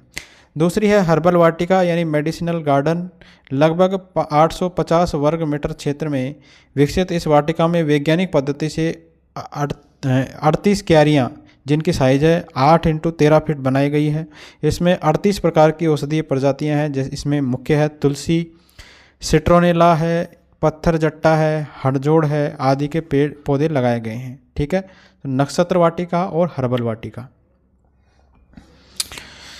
नेक्स्ट है एशियन ट्रांसप्लांट खेल। तो भवानी सिंह जी ने इसमें जीता है रजत पदक। ठीक है, रजत पदक जीता है यानी सिल्वर मेडल जीता है भवानी सिंह ने। तो बैंकॉक में आयोजित हुई थी दूसरी पेनटेक ट्रांसप्लांट एशियन ओपन चैंपियनशिप 2026। इसमें राजस्थान के भवानी सिंह ने शानदार प्रदर्शन करते हुए देश का नाम रोशन किया है। इसका आयोजन कहाँ किया गया? इस चैंपियनशिप का दूसरा संस्करण 29 अप्रैल से लेकर 3 मई 2026 तक बैंकॉक के अंदर आयोजित किया गया था। भवानी सिंह की उपलब्धि क्या रही इसमें? राजस्थान के भवानी सिंह ने मिक्स्ड डबल्स स्पर्धा में जेडीन कुमार के साथ जोड़ी बनाकर रजत पदक यानी सिल्वर मेडल इसके अंदर जीता है। सर्वोच्च रिकॉर्ड बनाया है इन्होंने अंतर्राष्ट्रीय प्रतियोगिताओं में। यह भवानी सिंह का जो है 19वां पदक है। वे ट्रांसप्लांट खेलों में भारत के लिए सर्वाधिक अंतर्राष्ट्रीय पदक जीतने वाले एकमात्र खिलाड़ी है। अन्य कांस्य पदक विजेता कौन है? ब्रॉन्ज मेडलिस्ट हर्षवर्धन सिंह है। इन्होंने सतवीर सिंह के साथ मिक्स्ड डबल्स में कांस्य पदक जीता है। मुजाहिद नकवी है। इन्होंने थाईलैंड के खिलाड़ी आस्पा के साथ मिक्स्ड डबल्स में कांस्य पदक हासिल किया है। नेक्स्ट है प्राइड ऑफ राजस्थान अवार्ड 2026। तो झंकृति जैन और किरण चौधरी इसके अंदर सम्मानित हुए हैं। राष्ट्रीय नारी सशक्तिकरण संघ के द्वारा जयपुर में आयोजित नेशनल आइकन अवार्ड 2026 समारोह में राजस्थान की 2 प्रतिभाओं को प्रतिष्ठित प्राइड ऑफ राजस्थान अवार्ड से नवाजा गया है। ठीक है, प्राइड ऑफ राजस्थान से किस किस को नवाजा गया है? इस झंकृति जैन और किरण चौधरी को। इस गरिमामय समारोह का आयोजन मई 2026 में जयपुर के ICDT इनोवेशन सेंटर के सभागार में किया गया था। मुख्य पुरस्कार विजेता देखिए झंकृति जैन। इन्हें कथक नृत्य के क्षेत्र में उनके उत्कृष्ट और अद्वितीय योगदान के लिए प्राइड ऑफ राजस्थान 2026 अवार्ड प्रदान किया गया है। किरण चौधरी है दूसरी, प्रसिद्ध फैशन डिजाइनर है किरण चौधरी। इनको राजस्थानी संस्कृति और पारंपरिक पहनावे के वैश्विक संरक्षण और उत्थान में योगदान के लिए सम्मान मिला है। पुरस्कार किसने दिया इनको? यह सम्मान समारोह की मुख्य अतिथि जयपुर सांसद है मंजू शर्मा और सांसद है दर्शन सिंह चौधरी के द्वारा ये प्रदान किया गया है। नेक्स्ट है अष्टम पोषण पखवाड़ा। राजस्थान देश भर में पुनः पहले स्थान पर आया है। तो भारत सरकार के महिला और बाल विकास मंत्रालय के द्वारा आयोजित अष्टम पोषण पखवाड़ा में राजस्थान ने सर्वाधिक गतिविधियां आयोजित करके एक बार फिर राष्ट्रीय स्तर पर पहला पुरस्कार हासिल किया है। किसके अंदर? 8वें पोषण पखवाड़े के मामले में। राष्ट्रीय रैंकिंग और स्कोर, राजस्थान ने 112.33% उत्कृष्ट उपलब्धि के साथ देश में शीर्ष स्थान प्राप्त किया है। आयोजन अवधि की बात करें तो इस राष्ट्रव्यापी पखवाड़े का आयोजन 9 से लेकर 23 अप्रैल 2026 तक पूरे देश में किया गया था। इसकी थीम क्या थी? वर्ष 2026 के लिए इस पोषण पखवाड़े की मुख्य थीम जीवन के प्रथम 6 वर्षों में अधिकतम मस्तिष्क विकास, maximum brain development in first 6 years of life निर्धारित की गई थी। राज्य के प्रमुख नवाचार और गतिविधियां तो पोषण की कहानी, दादी नानी की जुबानी, स्थानीय कहानियों के माध्यम से पारंपरिक पोषण आदतों के प्रति जागरूक बढ़ाना इसका जो है उद्देश्य था। पोषण की कहानी, दादी नानी की जुबानी। नो स्क्रीन ओवर, तो बच्चों को मोबाइल एंड टीवी स्क्रीन से दूर रखने और मानसिक स्वास्थ्य सुधारने के लिए फैमिली प्ले टाइम अभियान चलाया गया है। सामुदायिक सहयोग, पोषण मेला, तो पोषण मेला और दान अभियान के माध्यम से स्थानीय समाज सेवियों को आंगनवाड़ी केंद्रों को शिक्षण सामग्री और खिलौने दान करने के लिए प्रेरित किया गया है। नेक्स्ट है तीसरी एशियन पैरा थ्रोबॉल चैंपियनशिप, तो राजस्थान को इसके अंदर मेज़बानी मिली है। कौन सी प्रतियोगिता है ये? तीसरे नंबर की एशियन पैरा थ्रोबॉल चैंपियनशिप। तो राजस्थान को वर्ष 2027 में आयोजित होने वाली तीसरी एशियन पैरा थ्रोबॉल चैंपियनशिप की मेज़बानी करने का गौरव प्राप्त हुआ है। आयोजन की तिथि और स्थल, तो इस अंतर्राष्ट्रीय प्रतियोगिता का आयोजन 18 से लेकर 21 मार्च 2027 को झुंझुनू जिले के पचेड़ी बाड़ी में स्थित सिंगानिया विश्वविद्यालय परिसर में किया जाएगा। इसमें सहयोगी संस्था कौन सी है? इस चैंपियनशिप का आयोजन para throwball federation of India यानी PTFI के सक्रिय सहयोग से किया जाएगा। नेक्स्ट है Miss and Mrs India the Crown 2026, Ruby Chaudhary ने इसमें खिताब जीता है। तो जयपुर में आयोजित राष्ट्रीय स्तर की सौंदर्य प्रतियोगिता थी ये, Miss and Mrs India the Crown 2026। इसमें देश और राज्य की विभिन्न प्रतियोगिताओं ने शीर्ष मुकाम हासिल किया है। ठीक है, तो इसका आयोजन किया गया मई 2026 के अंदर राज आंगन रिसोर्ट जयपुर के अंदर। इसका आयोजन गोल्ड इवेंट्स और बेटी फाउंडेशन के संयुक्त तत्वावधान में किया गया।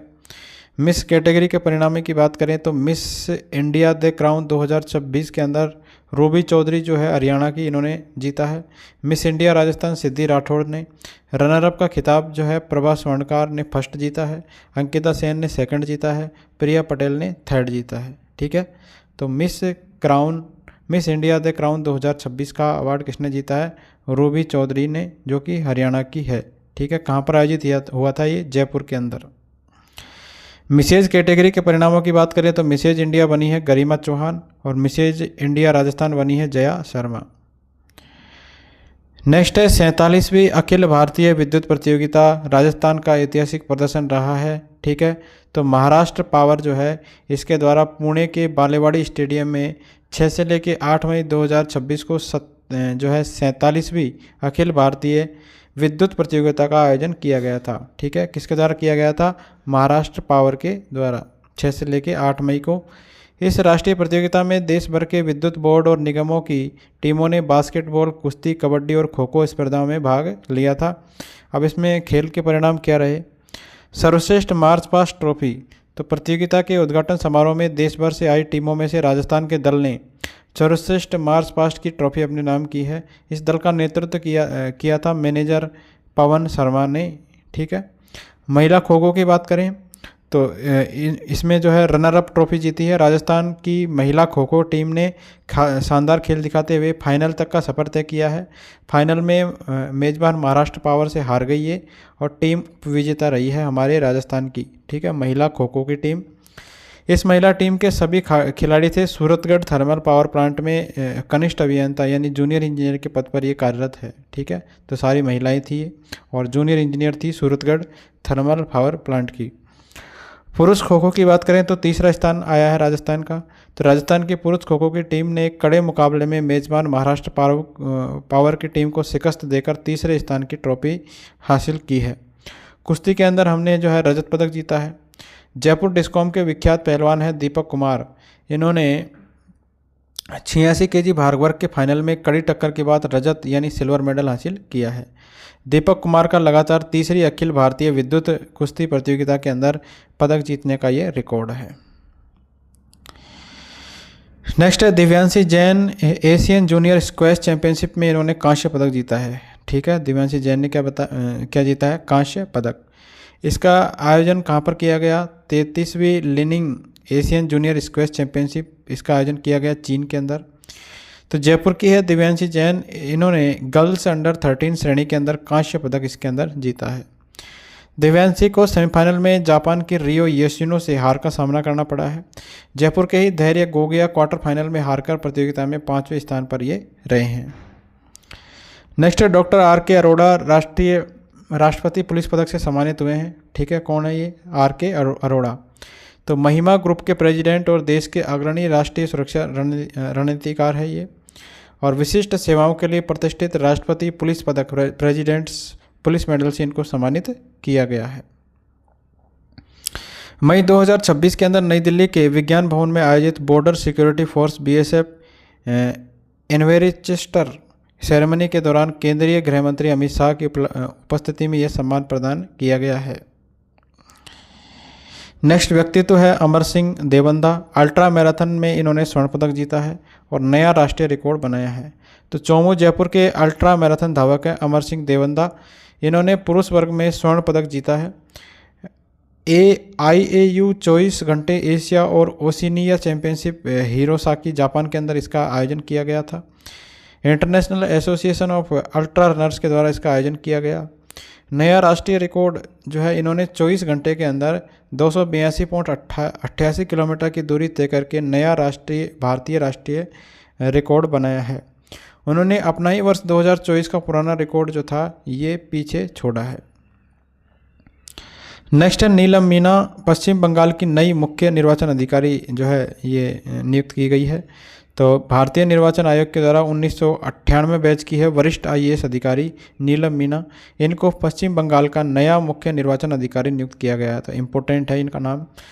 मूल निवास कहाँ है? पश्चिम बंगाल के कैडर के अधिकारी है जो मूल रूप से राजस्थान के सवाई माधोपुर बामनवास के कोयला गांव की ये निवासी है।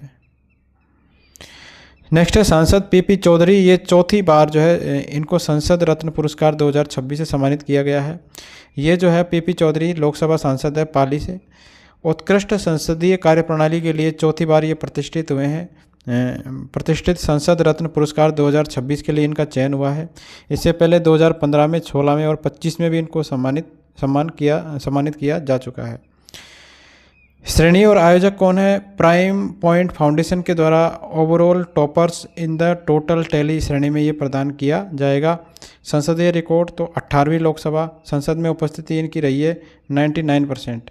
इन्होंने 269 पूछे हैं और 47 बहसों में इन्होंने भाग लिया है और 6 निजी विधेयक इन्होंने प्रस्तुत किए हैं। तो संसद रत्न पुरस्कार से किसको सम्मानित किया जाएगा? PP चौधरी जी को। IPS पारिस अनिल देशमुख BSF में DIG नियुक्त किए गए हैं। तो राजस्थान कैडर के हैं IPS अधिकारी पारिस अनिल देशमुख, केंद्रीय प्रतिनियुक्ति पर सीमा सुरक्षा बल में DIG के पद पर नियुक्त किए गए हैं। अवधि की बात करें तो राज्य सरकार के द्वारा उन्हें इस केंद्रीय जिम्मेदारी के लिए 5 वर्ष के लिए कार्यमुक्त किया गया है। यह वर्तमान में राजस्थान पुलिस के स्पेशल ऑपरेशन SOG में DIG के पद पर अपनी सेवाएं दे रहे हैं। तो जो है IPS है पारिस अनिल देशमुख, अभी क्या है, अभी SOG के अंदर DIG के पद पर ये अपनी सेवाएं दे रहे हैं। अरुंधति चौधरी राष्ट्रमंडल खेलों के लिए क्वालिफाई करने वाले प्रदेश की पहली महिला बॉक्सर बनी है अरुंधति चौधरी। तो कोटा की इंटरनेशनल मुक्केबाज है अरुंधति चौधरी। इनका चयन स्कॉटलैंड के ग्लासगो में होने वाले कॉमनवेल्थ गेम्स जो कि 23 जुलाई से लेके होंगे 2 अगस्त तक, इसके लिए भारतीय टीम में इनका चयन हो गया है अरुंधति चौधरी का। कौन है ये मुक्केबाज है इंटरनेशनल लेवल की। कहाँ की है ये? कोटा की। यह 70 kg भार वर्ग के अंदर भारत का प्रतिनिधित्व ये करेगी। इसके साथ ही अरुंधति जो है राष्ट्रमंडल खेलों में क्वालिफाई करने वाली राजस्थान की पहली महिला बॉक्सर बन गई है। तो इनका नाम याद रखना है। पहली महिला बॉक्सर कौन बनी है जिन्होंने राष्ट्रमंडल खेलों के लिए क्वालिफाई किया है? तो अरुंधति चौधरी। नेक्स्ट है प्रदेश का पहला गोट मिल्क साबुन शैम्पू प्लांट। तो सोजत नगर पालिका सामुदायिक भवन पाली के अंदर, और इसकी स्थापना की जाएगी राजस्थान ग्रामीण आजीविका विकास परिषद राजीविका के द्वारा। डॉक्टर श्यामा प्रसाद मुखर्जी जिला उत्थान कार्यक्रम जो है इसके अंदर आयोजित किया जाएगा। इसमें 15 लाख का व्यय आएगा। महिलाओं को आत्मनिर्भर बनाना इसका उद्देश्य है और स्थानीय संसाधनों पर आधारित उद्योगों को बढ़ावा देना इसका उद्देश्य है। इसमें करीब 1000 ग्रामीण परिवारों को रोजगार से जोड़ा जाएगा। राज्य का पहला संगठित गोट मिल्क साबुन शैम्पू प्लांट है। तो ध्यान रखिए, राज्य का पहला संगठित गोट मिल्क साबुन प्लांट कौन सा है, साबुन शैम्पू प्लांट कौन सा है? ये है पाली के सोजत नगर पालिका सामुदायिक भवन के अंदर। नेक्स्ट है, नीदरलैंड में गूंजा है पधारो हमारे देश गीत। तो प्रधानमंत्री नरेंद्र मोदी की नीदरलैंड अभी यात्रा हुई थी, इसके दौरान ये पधारो हमारे देश गीत बजा था। तो इसमें प्रस्तुति दी थी राजस्थान की प्रसिद्ध लोक गायिका मनीषा ए अग्रवाल के द्वारा पधारो हमारा देश गीत गाया गया है। वर्ष 2011 में जारी इस गीत में जगजीत सिंह, उस्ताद सुल्तान खान और पंडित विश्व मोहन भट्ट जैसे दिग्गज कलाकारों का ने योगदान दिया था इस गाने के अंदर, गीत के अंदर। अन्य प्रमुख गीत है मनीषा अग्रवाल नींबूड़ा, बन्नारे और गिरधारी गिरधारी जैसे गीतों से राजस्थानी संस्कृति को वैश्विक पहचान दिला रही है। नेक्स्ट है, जयपुर के अंदर बनेगा देश का पहला मारवाड़ी प्रवासी भवन। तो पहला है ये, तो मारवाड़ी फैसिलिटेशन सेंटर देश का पहला है। निर्माता कौन है इसमें? Marwari international federation. स्थान और क्षेत्रफल की बात करें तो सिरोली दांतली स्कीम गोनेर रोड जगतपुरा में 4000 वर्ग मीटर भूमि पर यह बनेगा। ठीक है, और इसका मुख्य कार्य क्या रहेगा? यह केंद्र प्रवासी जो होंगे इनके लिए फिजिकल और डिजिटल ब्रिज के रूप में कार्य करते हुए युवाओं को मेंटरशिप देगा और स्वयं सहायता समूह और दस्तकारों के उत्पादों को अंतर्राष्ट्रीय बाजार तक ये पहुंचाने का कार्य करेगा। नेक्स्ट है, राजश्री करनोट शूटिंग चैंपियनशिप। तो इसके खिलाड़ी है, ये खिलाड़ी है राजश्री करनोट, राजस्थान की है ये, और इन्होंने 1035 इंडिया ओपन शूटिंग चैंपियनशिप में भाग लिया था। देहरादून उत्तराखंड के अंदर आयोजित हुई है और 10 मीटर एयर राइफल सीनियर महिला वर्ग में इन्होंने सिल्वर मेडल जीता है। इनका स्कोर रहा 395 400 अंक में से। इस प्रदर्शन के आधार पर इनका चयन राष्ट्रीय शूटिंग चैंपियनशिप के लिए हुआ है। तो ध्यान रखना है, राजश्री करनोट शूटिंग की है, ये शूटिंग करती है और राजस्थान की है। नेक्स्ट है, जन भागीदारी सबसे दूर सबसे पहले अभियान। तो इसका आयोजक कौन है? केंद्रीय जनजाति कार्य मंत्रालय है इसके आयोजक। इसकी अवधि है 10 से लेकर 25 मई 2026। आयोजन जो है जनजाति गरिमा उत्सव के तहत किया जाएगा। संबद्ध मुख्य योजना धरती आबा जनजातीय ग्राम उत्कर्ष अभियान। ठीक है, कार्यस्थल है इसमें जयपुर जिले के 10 ब्लॉकों से के 177 जो है गांव, 105 ग्राम पंचायतों के आदि सेवा केंद्रों में संचालित है ये। और मुख्य उद्देश्य है जनजातीय वर्ग को आत्मनिर्भर और जागरूक बनाने के लिए 17 विभागों की 25 प्रमुख गतिविधियों की जानकारी देकर लाभान्वित करना इसका उद्देश्य है। ठीक है, कौन सा अभियान है ये? भागीदारी सबसे दूर सबसे पहले अभियान। आयोजक कौन है? केंद्रीय जनजाति कार्य मंत्रालय। नेक्स्ट है, कांस फिल्म फेस्टिवल में आसना वासवानी। तो आसना वासवानी है जयपुर की प्रसिद्ध कुटूर डिजाइनर है ये। ठीक है, आसना वासवानी कौन है? जयपुर की प्रसिद्ध कुटूर डिजाइनर है। इसका आयोजन जो है 21 मई 2026 को कांस फिल्म फेस्टिवल के मंच पर अपना विशेष कलेक्शन इन्होंने पेश किया है। इसमें मुख्य आकर्षण क्या रहे? जयपुर के ऐतिहासिक हवा महल की स्थापत्य कला से प्रेरित है पीतल ब्रास से बना विशेष आर्मर कवच। ठीक है, 100% सोने से बना कस्टमाइज्ड गोल्ड आर्मर। अनुमानित कीमत है इसकी लगभग 3 करोड़ की। देवी ड्रेप कलेक्शन, तो दक्षिण भारत की देवियों की शक्ति की थीम पर आधारित है देवी ड्रेप कलेक्शन। नेक्स्ट है, Inaya Khan robot fest world championship 2026 की विजेता रही है। तो जयपुर की 14 वर्षीय छात्रा है इनाया खान। इन्होंने पहला स्थान प्राप्त करके विश्व चैंपियन बनने का गौरव हासिल किया है। प्रतियोगिता कौन सी थी? प्रतिष्ठित रोबो फेस्ट वर्ल्ड चैंपियनशिप 2026। आयोजन कहाँ पर किया गया? Lawrence technological university Michigan America के अंदर। और जूनियर बिल्डिंग ब्रिजेज डिवीजन की श्रेणी में इन्होंने पहला स्थान प्राप्त किया है। इनाया खान जो है इन्होंने घाना रोबोटिक्स एकेडमी फाउंडेशन के तत्वाधान में घाना के रोबोटिक्स प्रतिनिधि मंडल का टीम लीडर के रूप में नेतृत्व किया था। इनाया खान जो है बेटी बचाओ बेटी पढ़ाओ अभियान में राजस्थान सरकार की ब्रांड एम्बेसडर भी है। तो ये भी याद रखना है आपको। इनाया खान कौन है? बेटी बचाओ बेटी पढ़ाओ अभियान में राजस्थान सरकार की ब्रांड एम्बेसडर। नेक्स्ट है आशीष बड़गोती, आयरमैन 70.3 ट्रायथलॉन। तो जयपुर के 43 वर्षीय है फिटनेस एथलीट आशीष बड़गोती। इनकी उपलब्धि क्या रही है? दुनिया की सबसे कठिन फिटनेस चुनौतियों में से एक आयरमैन 70.3 प्रतियोगिता को सफलतापूर्वक पूरा किया है। कहाँ पर आयोजित की गई थी? शंघाई, चीन के अंदर 17 मई 2026 को आयोजित की गई थी। इस अंतर्राष्ट्रीय ट्रायथलॉन के अंदर 6 घंटे और 39 मिनट में इन्होंने पूरा किया है। इसके स्टैंडर्ड क्या है? इसके तहत एथलीट को 1.9 किलोमीटर की तैराकी की करवाई जाती है, 90 किलोमीटर की साइकिलिंग होती है इसके अंदर, और 21.1 किलोमीटर हाफ मैराथन इसके अंदर तय करनी होती है। नेक्स्ट है ग्राम रथ अभियान का समापन समारोह। तो इसकी समापन तिथि है 16 मई 2026। मुख्यमंत्री भजनलाल शर्मा के द्वारा वीडियो कॉन्फ्रेंसिंग के जरिए संबोधन किया गया। मुख्य केंद्र है इसमें इसके ठीकरिया ग्राम बगरू राजस्थान का। अभियान अवधि और कवरेज की बात करें तो 27 अप्रैल 2026 से शुरू होकर प्रदेश के 183 विधानसभा क्षेत्रों में संचालित किया गया है। इसका मुख्य उद्देश्य क्या है? सरकारी जन कल्याणकारी योजनाओं की जानकारी सीधे ग्रामीण आमजन तक पहुंचाकर उन्हें जागरूक और आत्मनिर्भर बनाना इसका उद्देश्य है। नेक्स्ट है अभिमन्यु निर्वाण, राष्ट्रीय उत्कृष्टता पुरस्कार दिया गया है इनको। सीकर जिले के युवा उद्यमी है ये अभिमन्यु निर्वाण। तो इनको पुरस्कार कौन सा दिया गया है? राष्ट्रीय उत्कृष्टता पुरस्कार एआई और मार्केटिंग के अंदर। प्रदाता संस्था जो किसने दिया है? ये भारत सरकार का उद्योग और आंतरिक व्यापार संवर्धन विभाग जो है DPIIT के द्वारा ये पुरस्कार दिया गया है। नई दिल्ली के अंदर ये आयोजित किया गया था। एआई और मार्केटिंग के क्षेत्र में इन्होंने असाधारण कार्य किया है। क्या नाम है इनका? अभिमन्यु निर्वाण। इनकी कंपनी है भारत इनोवेशंस, देश की पहली एआई संचालित मार्केटिंग एजेंसी के रूप में जानी जाती है। नेक्स्ट है मानिनी कौशिक, नेशनल शूटिंग चैंपियनशिप की बात करें तो ये है, इनका नाम है मानिनी कौशिक, राजस्थान की है। 24वीं Kumar Surendra Singh memorial national shooting championship की प्रतियोगिता में इन्होंने हिस्सा लिया है और इन्होंने कांस्य पदक जीता है 50 मीटर राइफल 3 पोजीशन टीम स्पर्धा के अंदर। भोपाल के अंदर ये आयोजित की गई थी। क्वालिफिकेशन राउंड के अंदर 587 अंकों के साथ में दूसरा स्थान हासिल किया है। तो फाइनल के अंदर इनको मिला है चौथा स्थान। टीम को पोडियम तक पहुंचाने में मोनिका जाखड़ और कृतिराज राठौड़ का योगदान, दोनों ने जो है 573 अंक अर्जित किए हैं। मानिनी कौशिक जो है हाल ही में राजस्थान में डीएसपी के पद पर भी नियुक्त हुई है।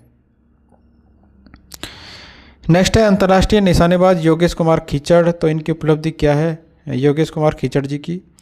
24वीं Kumar Surendra Singh memorial shooting championship के अंदर शानदार प्रदर्शन करते हुए उन्होंने 5 पदक जीते हैं। अब तक 4 अंतर्राष्ट्रीय और 50 राष्ट्रीय पदक ये जीत चुके हैं। जून 2026 में जर्मनी में होने वाली जूनियर वर्ल्ड चैंपियनशिप के लिए भारतीय टीम में इनका चयन हुआ है। नेक्स्ट है विश्वविद्यालय में नए कुलगुरुओं की नियुक्ति की गई है। तो राजस्थान के राज्यपाल और कुलाधिपति हरिभाऊ बागड़े ने जो है ये नियुक्ति की है 13 मई 2026 को। प्रोफेसर कैलाश डागा ये कुलगुरु बने हैं मोहनलाल सुखाड़िया यूनिवर्सिटी उदयपुर के। प्रोफेसर मदन सिंह राठौड़ बने हैं कुलगुरु महाराजा सूरजमल ब्रज विश्वविद्यालय भरतपुर के। तो कार्यभार संभालने की तिथि से 3 साल या 70 वर्ष की आयु प्राप्त करने तक जो भी पहले हो इनकी नियुक्ति रहती है कुलगुरु की। नेक्स्ट है धृति शर्मा, महिला नेशनल रैंकिंग तीरंदाजी टूर्नामेंट। तो ये खिलाड़ी है धृति शर्मा, जयपुर की रहने वाली है। एनटीपीसी खेलो इंडिया महिला नेशनल रैंकिंग तीरंदाजी टूर्नामेंट 2026 की प्रतियोगिता हुई। इसके अंदर सब जूनियर रिकर्व गर्ल्स श्रेणी के अंदर कांस्य पदक जीता है इन्होंने। शूटिंग ऑफ में झारखंड की खुशी कुमारी को हराकर इन्होंने जीत दर्ज की है। DDA Yamuna sport complex Delhi के अंदर इसका आयोजन किया गया था। नेक्स्ट है RIPL 2026 के बारे में। तो वार्षिक T20 क्रिकेट प्रतियोगिता RIPL जो है मई 2026 में आयोजित किया गया है रॉयल स्पोर्ट्स क्लब UAE के अंदर। इसका आयोजन किया गया अंतर्राष्ट्रीय समाज सेवी संस्था RBPG UAE के द्वारा और इसके अंदर प्रतिभागी है प्रवासी राजस्थानी उद्यमियों की 10 टीमें। प्रतियोगिता का परिणाम क्या रहा? पुरुष वर्ग के अंदर AJ सुपर किंग्स अभिषेक जाजू की टीम है ये विजेता रही है। पिंक लाइन ग्रुप उपविजेता रही है। महिला वर्ग के अंदर नारी शक्ति टीम विजेता रही है। AJ क्वींस उपविजेता रही है। Man of the series Tanveer रहे हैं। वुमन ऑफ द सीरीज रही है POC चतुर्वेदी। नेक्स्ट है स्वदेशी यूजीवी कृष्णा रोबोट के बारे में। तो इसका निर्माण किया है जयपुर की रोबोटिक्स कंपनी क्लब फर्स्ट ने, ठीक है, और इसके फाउंडर है भुवनेश मिश्रा। नामकरण तो फाउंडर के द्वारा अपनी माता के सम्मान में इसका नाम जो है कृष्णा रखा गया है। इसकी विशेषताएं क्या है? यह directed energy weapon laser system से लैस है जो हवा में ही दुश्मन के ड्रोन को नष्ट करने में ये सक्षम है। भुवनेश मिश्रा ने अपनी बेटी को समर्पित भूवि रक्षा नाम का एक और सुरक्षा रोबोट भी विकसित किया है। नेक्स्ट है स्टेल्थ सर्विलांस ड्रोन वज्रनेत्र का विकास। तो इसका आविष्कार किया है भारतीय सेना की मारक और रक्षा क्षमता बढ़ाने के लिए अत्याधुनिक स्वदेशी स्टेल्थ सर्विलांस ड्रोन है वज्रनेत्र। ध्यान रखिए, क्वेश्चन आ सकता है कि वज्रनेत्र क्या है। तो ये क्या है? ये है स्वदेशी स्टेल्थ सर्विलांस ड्रोन है ये। इसका विकास किसने किया है? आईआईटी जम्मू के युवा वैज्ञानिकों की टीम ने। और इस स्वदेशी तकनीक को विकसित करने वाली टीम में रावतबाटा राजस्थान के मूल निवासी और एमटेक छात्र है तरंग श्रीवास, इसके अंदर ये शामिल है। युवाओं के तकनीकी कौशल से रक्षा क्षेत्र को मजबूत और आत्मनिर्भर बनाना इसका उद्देश्य है। नेक्स्ट है जयपुर पीठासीन अधिकारियों की उच्च स्तरीय समिति की बैठक हुई है। तो पीठासीन अधिकारियों की उच्च स्तरीय समिति की दूसरी बैठक थी ये समिति देश के विधानमंडलों की समिति प्रणाली की समीक्षा और उन्हें अधिक सशक्त बनाने के लिए गठित की गई है। 5 मई 2026 को constitutional club of Rajasthan Jaipur में इसका आयोजन किया गया है। इसका प्राथमिक उद्देश्य क्या है? देश के सभी विधानमंडलों की समितियों की कार्यप्रणाली में एकरूपता लाना और उन्हें अधिक सशक्त, जवाबदेह और पारदर्शी बनाना इसका उद्देश्य है। समिति के सभापति कौन है? मध्य प्रदेश के विधानसभा के अध्यक्ष नरेंद्र सिंह तोमर जो है इस समिति के सभापति है। ये जो समिति है इसका गठन और सदस्य, तो लोकसभा सदस्य ओम बिरला के द्वारा इस समिति का गठन 7 राज्यों के विधानसभा अध्यक्षों को मिलाकर किया गया है, ठीक है। तो इस समिति के अंदर कौन है? 7 राज्यों के विधानसभा अध्यक्ष है। नेक्स्ट है Santosh Jat national deaf sports championship. तो संतोष जाट खिलाड़ी है ये तेजाबाद सामर झील के, और 27वीं national deaf seniors sports championship आयोजित की गई थी। ये आयोजित की गई थी चंडीगढ़ के अंदर 25 से 26 मार्च को, और टेबल टेनिस प्रतियोगिता थी। इसमें कुल 2 पदक जीते हैं इन्होंने। रजत पदक जो है महिला टीम स्पर्धा में जीता है, और कांस्य पदक जो है महिला युगल स्पर्धा में जीता है संतोष जाट ने। वर्ष 2025 में अहमदाबाद में आयोजित 26वीं राष्ट्रीय चैंपियनशिप में भी कांस्य पदक इन्होंने जीता था। नेक्स्ट है ग्राम विकास रथ अभियान 2026। तो ये शुभारंभ हुआ था इसका 27 अप्रैल 2026 को राजस्थान सरकार के द्वारा। इसका उद्देश्य था ग्रामीण क्षेत्रों में जन कल्याणकारी योजनाओं का प्रचार प्रसार करना और ग्रामीणों की समस्याओं का मौके पर ही त्वरित समाधान करके उन्हें जागरूक और आत्मनिर्भर बनाना इसका उद्देश्य था। मुख्यमंत्री जो है विकसित ग्राम वार्ड अभियान के अंतर्गत पहली बार गाँव और वार्डों के विकास के लिए वर्ष 2030, 35 और 47 तक के लिए क्रमशः अल्पकालीन, मध्यकालीन और दीर्घकालीन रोड मैप तैयार किया जा रहा है। इसमें कवरेज कितना रहेगा? इस अभियान के माध्यम से प्रदेश की प्रत्येक ग्राम पंचायत तक जो है सरकारी योजनाओं की आवश्यक जानकारी इसके द्वारा पहुंचाई जा रही है। तो ये था ग्राम विकास रथ अभियान 2026 के बारे में। नेक्स्ट है OBMS, देश का पहला सरकारी मल्टी साइट टिकटिंग प्लेटफॉर्म बना है। तो online booking management system OBMS, तो देश का पहला और एकमात्र सरकारी जो है multi site online ticketing platform ये बन गया है। इसको विकसित किया है DOITC ने, यानी सूचना प्रौद्योगिकी और संचार विभाग ने इसको विकसित किया गया है। राज्य के सभी प्रमुख पर्यटन और सांस्कृतिक स्थलों को पूरी तरह डिजिटल बनाना इसका उद्देश्य है, ठीक है। जो भी पर्यटन के स्थल है, हमारे सांस्कृतिक स्थल है, इनको डिजिटल बनाना इसका उद्देश्य है। किसका? OBMS का। OBMS टूरिस्ट rajasthan.gov.in पोर्टल और मोबाइल ऐप के जरिए इसका संचालन किया जा रहा है।